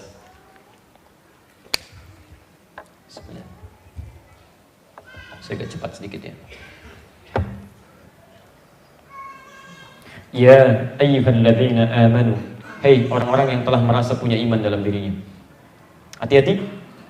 Ya ayyuhalladzina amanu. Hei orang-orang yang telah merasa punya iman dalam dirinya. Tolong pahami betul ini ya. Ya, saya tidak akan ulang lagi rumus ini insyaallah. Setiap Anda menemukan ayat Quran dibuka dengan kalimat iman, dibuka dengan kalimat iman, apapun jenis kalimatnya, maka informasi yang disampaikan itu menjadi ukuran parameter kekuatan iman pemiliknya. Di setiap Anda menemukan kalimat dalam Quran, misal dibuka dengan kalimat iman, maka informasi di ayat itu menunjukkan kadar keimanan pemiliknya. Semakin Anda respon cepat menunaikannya, itu tandanya imannya sedang bagus. Tapi kalau Anda malas-malas mengerjakannya, itu tandanya imannya bermasalah. Di ayat ini, kalimat iman disandingkan dengan wudhu. Ingin memberikan kesan bahwa semakin bagus wudhu Anda, semakin menunjukkan imannya itu sedang bagus. Tapi kalau Anda semakin malas-malas berwudhu, pengen cepat-cepat, sekedar asal basuh saja, ini menunjukkan selain tidak khusyuk nanti dalam sholatnya, juga menunjukkan imannya bermasalah di situ. Pulang ke rumah, cek anak-anak Anda. Lihat bagaimana dia wudhunya. Diajarkan apa di sekolahnya. Kalau cuma dia kemudian wudhu asal basuh begitu saja, padahal dia latihan di sekolah Islam, latihan wudhu, latihan sholat, tapi wudhunya berantakan, yang salah bukan anaknya. Itu tandanya gurunya. Bukan cuma kurang khusyuk, kurang iman dalam dirinya. Bagaimana sholat bisa bagus kalau yang mengajarkannya pun tidak baik? Perhatikan lagi, cek lagi di rumah, sempurnakan kembali. Kalau anak dari kecil bisa belajar yang baik, kesananya akan lebih bagus. Saya sering kali menangis tuh dengan istri kami itu. Saya lihat, ya Allah, penghafal Quran terutama Pak Bu ya. Sekarang tuh begitu mudah gitu menghafal Quran. Mudah sekali. Maksudnya mudah mentolerir ya. Diberikan hafal-hafal, bangga dengan hafalan. Kami pernah kumpulkan 30 anak yang dibanggakan oleh orang tuanya. Bacakan Quran, Masya Allah. Ada yang sekian juz, sekian juz, sekian juz. Ketika dibacakan kami malah menangis. Anak itu dengan kekuatan hafalannya, diajarkan bacaan yang salah. Panjang dibaca pendek, pendek dibaca panjang, bakhronnya jadi keliru. Kalau Anda bisa mengajarkan yang benar, kenapa ngajarin yang salah? Kasihan dia ngulang lagi. Makanya dulu nggak ada pelajaran tahsin. Dulu adanya tajwid. Tajwid itu membaca dengan baik dan benar. Ya, tapi karena ada yang ngajaran tidak baik dan benar, makanya diulangi lagi, ditahsin, diperbaiki. Perbaiki itu kan artinya ada yang tidak baik. Kami kalau belajar di Timur Tengah, datang pada syekh kami untuk talaqi Quran, jangan harap Anda bisa membacakan Quran sekian juz pertama datang. Begitu datang, udah jauh-jauh gitu kan, 20 kilo pakai taksi datang senyum-senyum. Fadhal iqra ya bunai. Silakan baca.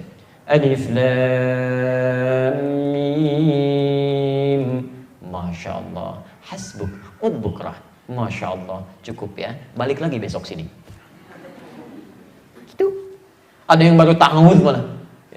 Tafadhal. Ta'awudz billah. A'udzu billahi minasy syaithanir rajim. Yakfi. Udbukrah. Masya Allah, cukup. Besok kesini lagi ya. Antum datang jauh-jauh Pak, dari Bandung ke Jakarta mau ngaji Quran, begitu ta'awudz cukup ya. Besok kesini lagi. Datang lagi nggak? Itu nggak mudah. Tapi guru yang baik dia akan dengar dulu untuk melihat apa penyakit di lisannya. Bagaimana dia mengucapkan huruf. Begitu dia dengar, oh ini masalahnya. Dianalisis tuh. Lalu dia berdoa kepada Allah untuk minta kemudahan dalam mengajarkan anak ini. Dilihat. Besoknya baru diberikan pelajaran. Ucapkan begini, ucapkan begitu. Anda sabar 20 ayat, kesananya bisa baca sendiri. Tinggal gharib muskilah saja. Tapi kalau terlalu diberikan toleransi, oh bagus, hafalan kuat ini, yang dibaca salah semua. Memang menghafalnya mungkin cuma 6 bulan, tahsinnya bisa 3 tahun. Karena setiap kalimat diperbaiki lagi. Karena itu kita kembalikan nih, kalau bisa mengajarkan yang benar, kenapa menyulitkan? Nah ini kalimat wudhu di sini disandingkan dengan kata iman, untuk menunjukkan semakin sempurna wudunya, semakin bagus imannya. Nah, tanda khusyuk seseorang ketika akan khusyuk menunaikan salatnya, dia akan perhatian pada wudunya. Bahkan mohon maaf sekali lagi, wudu ini disebutkan langsung nanti dalam hadis riwayat Muslim nomor hadis 243. Ini ada kisah menarik di sini. Riwayat sahabat Umar bin Khattab radhiyallahu taala anhu.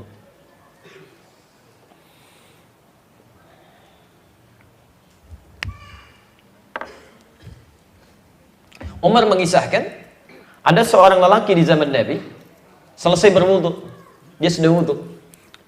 Fataraka bimawdhi'in fi dhafri min rijlihi. Maka dia saat wudu tidak sadar ya, karena terburu-buru meninggalkan basuhan sedikit saja yang senilai dengan besar kukunya. Jadi begitu membasuh kakinya, ada yang tidak terbasuh. Yang tidak terbasuh ini itu lebarnya cuma selebar kuku lah. Karena dia buru-buru, tidak terbasuh sekecil aja, sekecil kukunya itu. Fa absarahu Nabi sallallahu alaihi wasallam. Kelihatan oleh Nabi. Apa kata Nabi? Begitu datang, irji' fa ahsin wudu'aka. Maaf, kamu belum wudu, ulangi wudumu, perbaiki. Saking pentingnya khusyuk itu dimulai dari wudu, seorang sahabat pun tertinggal secuil kukunya, kata Nabi, perbaiki wudunya, kamu belum wudu. Bahkan ingat betul ini ya. Saking khusyuknya atau menentukannya proses khusyuk dimulai dengan wudu, orang yang wudunya tidak benar, bukan cuma tidak khusyuk. Maaf, salatnya pun tertolak. Itu ada nanti di Al-Bukhari nomor hadis 135, hadis Muslim nomor hadis 255.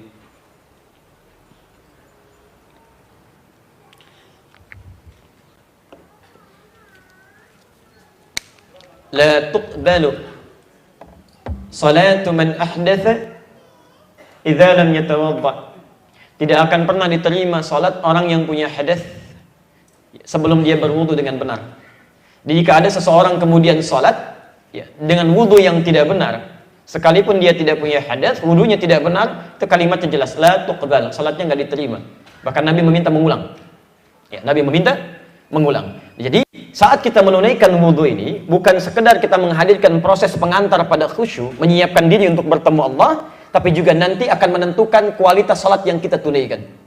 Saya akan bagi dua pembahasan di sini. Pembahasan pertama, apa kaitan wudu dengan khusyuk? Pembahasan kedua nanti, bagaimana cara wudu yang benar untuk mengantarkan pada benarnya proses salat kita. Paham sampai sini? Baik, dari sini nanti saya tutup dulu. Kalau ada waktu untuk berdiskusi, baru kemudian kita coba jawab. Ya? Baik.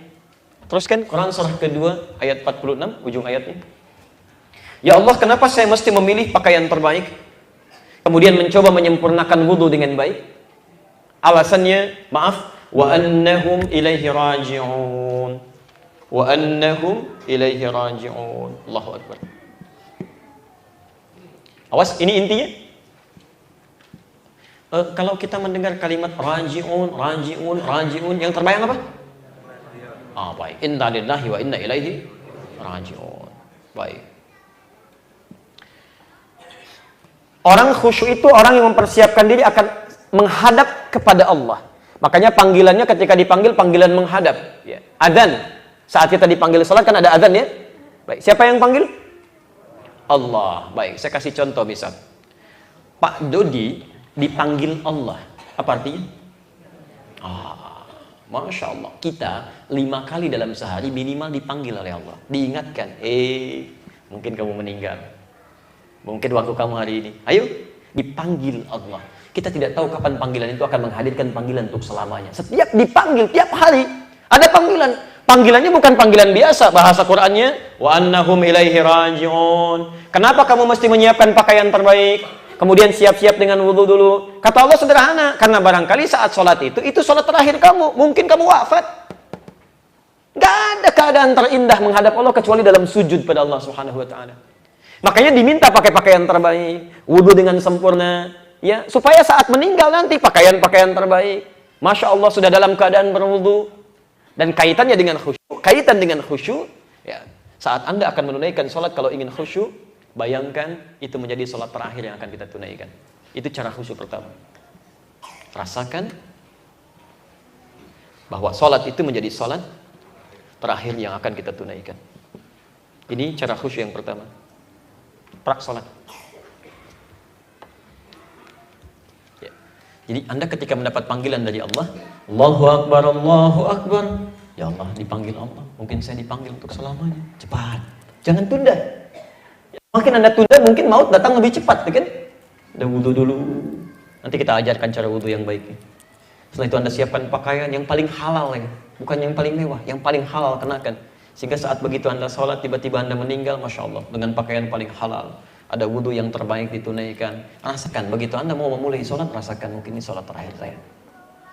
Kita tidak tahu kapan kita akan menghadap pada Allah Subhanahu Wa Taala. Ya, kami punya seorang siswa yang diantara siswa daurah yang kami siapkan di Sekolah Kadar Ulama. Kami berada di Palembang. Dia tidak cerita, kalau malam Kamis kita bertemu, ya. Dia tidak cerita kalau istrinya sedang dalam fase akan melahirkan. Masya Allah, kasih kabar kepada kami selesai Jumatan, padahal saya baru terangkan di Jumat itu. Suatu saat kita akan wafat. Alhamdulillah Ustaz, anaknya sudah dilahirkan, lancar, persalinan normal, sudah mendapatkan ASI dari ibunya. Tiba-tiba yang dilahirkan anaknya, yang kesulitan ibunya, jam 9 terjadi pendarahan sampai dengan koma.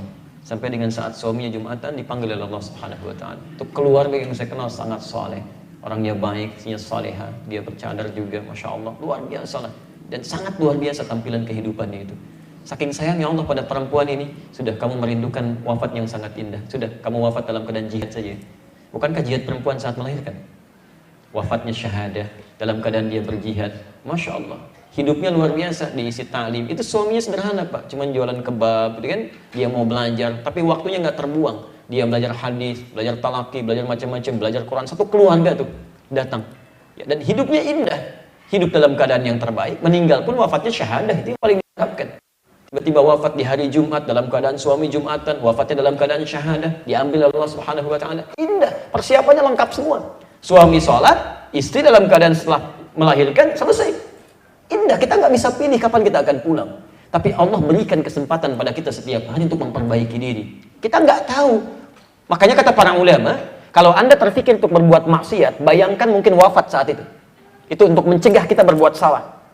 Awas, hati-hati, kita nggak tahu kapan dan di mana kita wafat. Tapi kita bisa menyiapkan diri wafat dalam keadaan terbaik. Anda ada proyek nih, disodorkan, yang tidak benar. Bayangkan saat tanda tangan itu Anda diwafatkan seketika. Apa faedahnya sholat tiap waktu? Ikut ta'lim, tapi wafat dalam keadaan maksiat.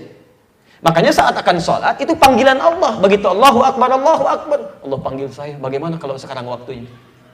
Ini Allah saya katakan tadi di bawah, saya kena serangan di dada itu. Begitu keluar, duduk kami di belakang. Oh, mungkin hari ini saya meninggal ya, sampai Masya Allah gitu kan. Tapi kita nggak bisa pilih kan. Ya, mungkin berharap meninggal cepat, tiba-tiba lambat. Mungkin berharap meninggal lambat, tiba-tiba cepat. Kita nggak bisa pilih gitu. Allah Ta'ala alam. Karena itu siapkan. Dulu di Qatar Bu, ada seorang perempuan. Dia sudah diangkatkan, malamnya mau ditampilkan, diperkenalkan. Saya dulu pernah kisahkan ini. Ya, maaf, begitu sudah dandan rapi, bagus, pakaiannya indah, ya, make upnya bagus. Ibunya datang. Hanil waqt katanya. Ayo waktunya tiba, kamu keluar. Begitu dia mau beranjak, tiba-tiba dia dengar adzan Isya. Allahu Akbar, Allahu Akbar. Dia ingat panggilan Allah. Dia sampaikan pada ibunya, ya amati, wahai ibunda tersayang, datang panggilan Allah. Adzan nida. Masya Allah. Kata ibunya, akhirnya kan bisa diakhirkan Isya itu. Kamu sekarang muncul dulu. Kata beliau dijawab, ibunya marah, kalau kamu nanti wudu, luntur kembali make upnya, itu Isya bisa diakhirkan. Kamu ini menolak mama katanya. Dia keluar, dia tutup pintunya kencang. Anaknya memaksa tetap ingin sholat. Apa yang terjadi? Wudulah perempuan ini. Ini kisah nyata. Kemudian dibasuh wajahnya dan seterusnya. Luntur make upnya Pak. Normal ya. Dia sholat dengan tenangnya. Dia takbir, dia rukuk, dia sujud. Saking nikmatnya sujudnya Bu, lama sampai nggak bangun lagi. Meninggal dia dalam sujudnya. Manusia menginginkan dia menjadi pengantin dunia, Allah menginginkan dia jadi bidadari akhirat. Manusia menginginkan dia tampil dengan mikro. Itu bukan itu, air wudhu. Itu yang paling indah. Masya Allah. Jadi begitu Anda mau sholat, bayangkan. Makanya imam ketika Anda mau sholat, kan imam itu bukan formalitas. Teman-teman yang jadi imam bertakwalah pada Allah. Bukan formalitas Anda berbalik mengatakan istau istaqimu. Itu bahasa nabinya bahasa sentuhan jiwa. Makanya boleh disampaikan dengan kalimat isyarat. Isyarat itu maksudnya bahasa yang dipahami oleh makmum. Tidak harus menggunakan bahasa Arab. Di kalimat syariat itu ada dua. Ada yang harus menggunakan lafadznya, nggak boleh dirubah. Kalau dirubah, jadi keliru nanti. Azan misalnya, itu nggak boleh diterjemahkan. Harus pakai bahasa aslinya. Allahu Akbar, nggak boleh diterjemahkan. Orang nggak paham, barangkali nggak ke masjid, saya terjemahin aja deh. Allah Maha Besar, Allah Maha Besar. Pada ke masjid, cuman situasi ramai. Ya, baik. Ya, jadi ada situasi yang tidak tepat di sini. Ya. Nama-nama Quran itu nggak boleh diterjemahkan. Maksudnya disebut dengan bahasa terjemahannya. Ya, Al-Baqarah, Al-Baqarah, An-Nahl, An-Nahl, An-Naml, An-Naml. Jangan gunakan dengan terjemahan ketika ditanya misal. Bro, Masya Allah, dibalik panggilannya bro, gitu ya. Ada biker soleh itu, panggilan-panggilan begitu. Masya Allah. Mas, lagi baca surat apa nih? Masya Allah, surat semut nih. Nggak enak tuh. An-Naml gitu kan. Ente apa? Sapi? Nggak nyaman. Jadi candaan yang tidak nyaman, gitu kan. Al-Baqarah, Al-Baqarah, An-Naml, An-Naml. Nah itu kalimat-kalimat yang dalam bahasa syariat tidak boleh diterjemahkan dalam ungkapannya. Baik. Tapi ada kalimat yang mesti disampaikan dengan bahasa yang dipahami. Ya, terutama khususnya bahasa imam ketika dia mulai berbalik. Itu boleh menggunakan bahasa-bahasa lokal. Nggak harus pakai bahasa Arab karena kalimat hadisnya isyarat. Istawu, istaqimu. Boleh dia berbalik.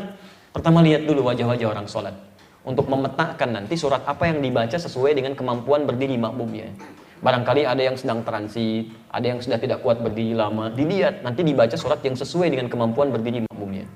Yang kedua, dibawa dalam suasana khusyuk. Pak Ibu sekalian, rapatkan safnya. Tenangkan hatinya, khusyukkan. Mungkin ini menjadi salat terakhir kita. InsyaAllah. Coba bayangkan dengan yang kedua. Istawu, istaqimu. Nyaman mana? Satu atau dua?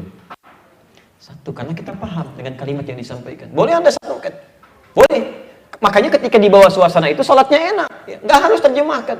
Saya pernah dinas tuh di Saudi 2010. Salat di Masjid Syekh bin Baz gitu ya. Masya Allah, ada kalimat bagus tuh. Ya, kata imamnya berbalik, istawu, istaqimu, aqfid an-naqal, ij'al ittisal bil khaliq, wa la taj'al ittisal bil makhluq. Masya Allah, orang dia semua takbir. Ada orang kita dikira, Masya Allah, kalimat bagus nih, bahasa Nabi kan ya kan? Dia praktekkan kan? Istawu, istaqimu, aqfid an-naqal, ij'al ittisal bil khaliq, wa la taj'al ittisal bil makhluq. Kamunya bengong. Cuman yang lain yang paham, senyum aja kan? Tahu antum artinya? Baik, tolong rapatkan, luruskan. Tolong matikan handphone. Jadikan hubungan dengan Allah saja, bukan dengan makhluk. Akfilun naqal itu matikan handphone. Zaman Nabi belum ada handphone. Karena sekarang orang mulai sholat tuh handphonenya bunyi, tatitut, minta dimatikan gitu kan. Nah jadi tidak harus antum pulang, ucapkan kalimat yang sama. Di kampung gak ada yang pegang handphone, dia ucapkan kalimat seperti itu. Siapa yang paham gitu kan? Di Anda boleh tidak harus menggunakan bahasa Arabnya, kadang-kadang ada yang gak ngerti. Istawu, sudah tahu Pak. Bukan. Rapatkan, luruskan gitu kan. Baik, jelas begini? Baik, jadi pertama, kalau ingin khusyuk, hadirkan suasana bahwa mungkin sholat itu sholat terakhir. Makanya cari pakaian yang baik, kan? Wudu yang sempurna, dan mudah-mudahan kita diwafatkan dalam keadaan sujud insya Allah. Mau seperti itu? Tidur ya, insya Allah sebentar lagi. Baik, terakhir, bagaimana cara menyempurnakan wudu? Ya, bagaimana cara menyempurnakan wudu? Jadi sudah kita belajar bagian pertama dulu tentang khusyuk dalam sholat, sempurnakan wudu. Saya coba contohkan nanti dengan cepat, lalu kita berhenti dulu, kita diskusi sejenak, lalu kita akhiri pertemuan kita di hari ini. Ini baru bagian pertama ya, tentang khusyuk. Nanti ada bagian yang kedua yang kita terapkan dalam praktek sholat. Baik, Quran surah ke-5 ayat yang ke-6. Saya agak cepat sedikit. Ya ayyuhalladzina amanu, hai orang-orang yang telah menyatakan dirinya beriman kepada Allah. Idza qumtum ilas shalah, kalau Anda ingin menyempurnakan salat, ayo faghsilu wujuhakum. Maka mulai berwudu dengan menyempurnakan basuhan di wajah. Nanti kita praktekkan. 1, membasuh apa? Wajah. 2, wa aydiyakum ilal marafiq. Lalu membasuh tangan sampai siku. 2, tangan sampai siku. Perhatikan kalimatnya nanti. 3, wamsahu biru'usikum, mengusap kepala, bukan membasuh, mengusap kepala. 3. 4, wa arjulakum ilal ka'bayn, membasuh kaki sampai dengan kedua mata kaki. Jelas? Jadi ada berapa? 4. Perhatikan, tolong fokus ya. Ketika diminta menyempurnakan wudu sebelum sholat, Allah menyebutkan 4 anggota pokok dalam wudu. Saya ulang, ada 4 anggota pokok. Jadi kalau Anda tidak membasuh salah satunya, hati-hati, maka wudunya akan dianggap tidak sempurna dan tidak sah salatnya. 4 anggota pokok, ingat. Selain yang 4 ini, berarti itu tambahan, sunnah sifatnya. Ya, sunnah. Nanti kita turunkan dari mulai cuci tangan, ya, kumur-kumur, istinsyak, istinthar, itu bagian dari sunnah. Membasuh telinga, bagian dari sunnah. Anda sempurna basuh telinganya, kumur-kumurnya bagus, tapi satu di antara yang 4 ini bermasalah, wudhu Anda harus diulang. Jelas di sini? Baik, saya ulangi. Wudhu jika ingin disempurnakan, yang pokok berapa yang dibasuh? 4, ingat. Baik. Turunan dari sini, hukum turunannya, jika Anda sedang berwudhu dalam satu kesempatan, airnya sifatnya terbatas, maka jangan langsung tayamum. Kalau cukup bagi yang 4 ini, maka dahulukan yang 4 ini. Misal di jalan gitu kan, air cuma cukup 1 gelas seperti ini, aqua kecil itu. Tapi masih cukup digunakan untuk yang 4 tadi. Dari mulai wajah, tangan sampai siku, ngusap bagian kepala sampai ke kaki. Maka dahulukan yang 4 itu, tidak harus mengerjakan yang tambahannya. Jelas di sini? Kecuali kalau airnya terbatas, sama sekali tidak bisa digunakan untuk salah satu di antara yang 4 ini, karena keperluan tertentu, maka baru kemudian di situ kita gunakan tayamum. Jelas? Nah, sekarang mari kita coba praktekkan. Baik, kaidah pertama. Saya mulai dari yang pokok dulu ya. Setelah saya jelaskan yang pokok, baru saya tambah dengan yang sunnah. Faghsilu wujuhakum. Basuh wajahmu. Basuh wajahmu. Ibu dan bapak, tolong fokus sebentar ya, karena kita tidak akan mengulang materi ini. Kalimat ghassala dalam bahasa Arab, faghsilu, itu berarti menumpahkan air di tempat yang akan dibasuh. Airnya ditumpahkan. Jadi Anda ambil airnya, kemudian Anda tumpahkan di tempat yang akan dibasuh, di wajah. Jadi bukan ditumpahkan duluan. Anda ambil airnya, kemudian ditumpahkan di tempat yang akan dibasuh. Pertama, disebutkan di ayat ini, faghsilu, ambil air lalu tumpahkan wujuhakum, di wajah. Batas wajah itu, perhatikan sebentar, dari mulai kening ini, terus sampai ke bawah, bagian belakang telinga sini, ya, jelas? Baik, kemudian sampai ke bawah, yang berjanggut sampai bagian dagu dengan janggutnya. Jelas? Nanti kita terangkan, termasuk cara menyapu janggutnya.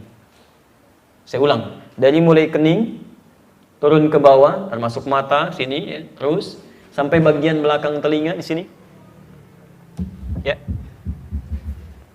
Baik, sampai dengan ke bawah, ke dagu, termasuk yang punya janggut nanti, termasuk di sana dengan janggutnya.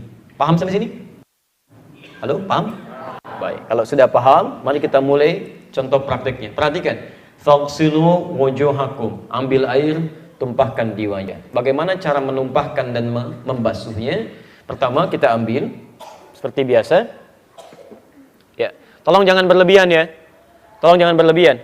Nabi menyampaikan dalam riwayat Utsman bin Affan, Utsman pernah wudu, tadi saya tuliskan ini Al-Bukhari nomor hadis 159, hadis Muslim nomor hadis 256.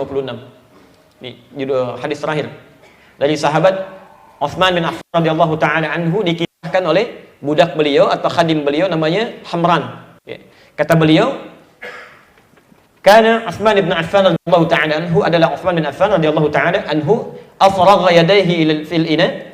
Beliau menuangkan air di satu bejana secukupnya. Jadi ada sifat air wudhu itu, sifatnya ada yang nanti tertuang dalam bentuk bejana, mengalir. Ya, bisa dengan keran gitu kan? Ada yang airnya langsung mengalir, ada yang airnya di satu tempat yang akan kita. Perhatikan betul ya. Karena Al-Quran dan hadis mengatakan jangan berlebihan, termasuk dalam menggunakan berwudhu. Jika Anda menggunakan keran misalnya, mohon izin ya, coba cek dulu airnya. Ketika dibuka, kadang-kadang ada yang kencang, ada yang biasa. Jangan berlebihan. Orang banyak membutuhkan air. Di Palestina air itu diracuni dulu sama Zionis. Begitu mau minum harus disaring dulu. Antum dibuang-buang gitu kan? Ya, buka sesuai kan?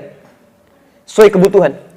Ya. Kalau mengambil dari ini, dari bejana misalnya, ya, Masya Allah. Lihat kalimatnya. Tidak harus antum tumpahkan ke wajah begini. Ambil, tumpahkan. Kadang-kadang ada yang bawa gayung, tumpahkan ke wajah dibeginikan. Tidak. Ya. Yang dari hadis Utsman bin Affan radhiyallahu taala anhu, ya di Al-Bukhari nomor hadis 159, itu diambil dari bejananya begini. Misal ya, ngambil air begini, simpan lagi seperti ini. Ya, baru kemudian ditumpahkan di wajah. Jadi bukan gayungnya diambil, bejananya diambil, tumpahkan di wajah begini, bukan. Ya, jadi ambil airnya, bukan dicelupkan tangan ke situ ya. Bejananya dituangkan di sini, ambil sedikit seperti ini, simpan, ya kan? Baru kemudian dibasuhkan ke wajah. Jelas? Kalau di keran itu nggak ada masalah. Anda buka, ambil, ya kan? Kemudian mulai basuhkan di wajah. Sekarang perhatikan, Saat membasuh wajah, tumpahkan, keningnya kena di sini. Teruskan sampai ke sini. Baik. Sekarang perhatikan fokus. Telunjuk yang ini. Telunjuk. Anda gunakan untuk membersihkan sudut-sudut di mata di sini. Ya, jelas? Tidak ada keterangan apakah air saat ditumpahkan mata terbuka atau tertutup. Hanya sebagian ulama mengatakan akan lebih baik terbuka supaya kotoran-kotoran di mata pun ikut keluar. Ya, tapi tidak ada keterangan apakah dibuka atau ditutup. Ya, hanya poinnya saat Anda kemudian basuhkan telunjuk yang kanan ini, ya ini, ataupun yang kiri, dua-duanya membasuh ujung-ujung mata sini. Kotoran ikut keluar. Jelas? Baik, basuh begini. Yang jempol ini membasuh bagian bawah di sini, dekat telinga bawah. Jelas? Baik, jadi yang telunjuk basuh ujung-ujung mata di sini, yang jempol ke bawah ke sini. Jelas ya? Pelan-pelan, kemudian baru selesaikan di dagu. Otomatis yang punya janggut ya seperti saya misalnya ada janggut sekarang, antum langsung selai-selai begini. Jadi nggak harus ngambil air lagi. Jadi sekaligus begitu ngambil sekali, kan? Sapu ke sini, yang bawah ke sini, kemudian selai langsung begini. Ya, diselai begini. Jelas? Baik, belum cukup, ambil lagi yang kedua sampai kemudian yang ketiga. Itu batas paling maksimal. Baik, sebentar. Jelas sampai sini? Saya ulang, ambil airnya, tumpahkan di wajah. Baik, mulai sapu dari kening, mata, ya, yang ujung telunjuk ini, ya, bersihkan. Baik yang ujung matanya, yang kanan ataupun yang kiri. Ya, dalam saat yang bersamaan, ini jempol yang kiri membasuh yang bawah di sini, bawah telinga.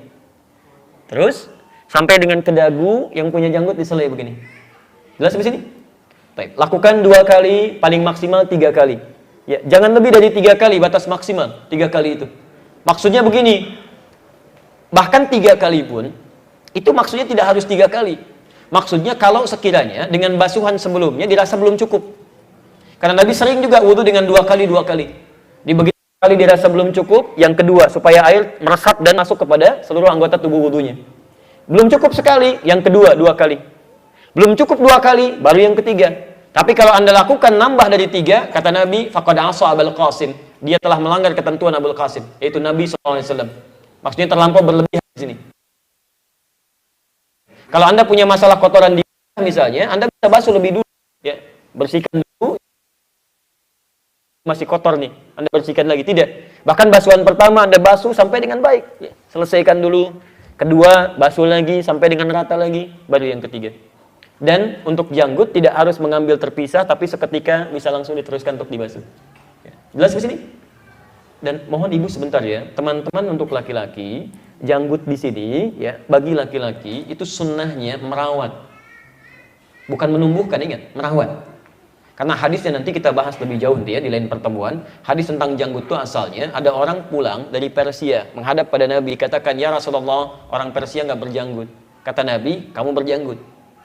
Bahasa itu ketika diungkapkan menggunakan bahasa iffah, iffah al-lihyah. Iffah itu artinya bukan menumbuhkan tapi merawat. Karena memang orang Arab sudah terbiasa berjanggut. Muslim atau non-muslim sampai sekarang orang Arab itu berjanggut. Ya, cuman kata Nabi, bedanya janggut kamu dengan janggut mereka itu mesti dirawat dengan rapi. Baik. Dan bedanya kamu dengan yang lain, jangan ikut-ikutan budaya orang. Orang kemudian habiskan janggutnya, kamu potong juga. Orang pakai ini, kamu ikut-ikutan juga. Di hadis tentang janggut ini menerangkan 2 hal. 1, bagi yang punya janggut untuk merawat janggutnya, untuk membedakan dengan orang-orang yang berjanggut juga tapi tidak pernah dirawat. Ini 1. Jadi jangan sampai dipanjangin tapi nggak dirawat, kan? Makan berantakan, ada lalat kadang-kadang datang ke sini, itu nggak diinginkan. Ya. Antum rapikan sehingga tampil indah. Itu bedanya dengan yang non-muslim yang punya janggut. Jadi sunnahnya bukan menumbuhkan rambut, bukan menumbuhkan janggut, maaf ya. Jadi kalau Anda punya janggut, rawat dengan rapi, bagus, sehingga tampilnya indah. Tapi kalau nggak punya janggut, jangan maksa. Beli obat, cari timun, cari arang, oles-oles, begitu, nggak usah. Ya, nggak usah, ya. Alhamdulillah sudah adanya aja. Yang ada silahkan. Tumbuh 1, rawat. Rawat, ya selesai. Ya, jelas di sini? Yang kedua, hadis tentang janggut, ini ingin menegaskan untuk menjaga tradisi dan syariat, jangan sampai dikalahkan oleh budaya yang tidak jelas. Termasuk tasyabbuh dengan kaum lain, sehingga melunturkan tradisi ataupun budaya yang dibenarkan oleh syariat. Seakan-akan ingin mengatakan begini, jangan sampai terjadi nanti, maaf ya, penduduk luar punya model begini, ikut begini. Maaf, ada yang ditindik, ikut ditindik.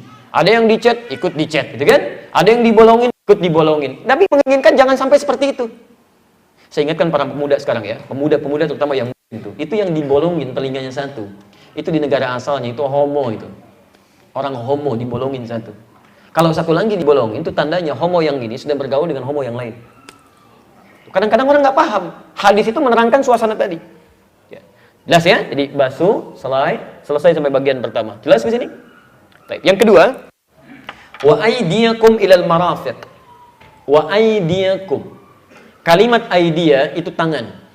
Batas tangan itu dari mulai jari ini, batas tangan, sampai ujungnya di sini, yang nempel ke bahu. Ini tangan. Jadi kalau disebut yad, aidi, itu tangan dari ujung sampai sini. Tapi Anda mesti peka ya, hati-hati, mesti peka. Kalau dalam ibadah, Allah selalu memberikan batas lewat lisan nabinya. Misal, ada yang sampai sini nih, pergelangan, disebut rusghun. Rusghun. Jelas? Baik. Kalau ini disebut mirfaq. Kalau di sini disebut sa'id. Nanti saat kita praktek sholat ya, di An-Nasai nomor hadis 886. Saat Anda bertakbir, itu meletakkan telapak tangan yang kanan di punggung yang kiri. Batasannya sampai rusghun di sini. Kalimatnya. Awis sa'id atau di sini. Tapi dilarang sampai ke sini. Jadi begitu bertakbir, Anda pilihan ke sini. Ya, sini. Baik, di sini. Atau nanti boleh pergelangan ketemu pergelangan, rusghun, begini. Tapi takbirnya langsung ya, nggak usah diukur. Allah.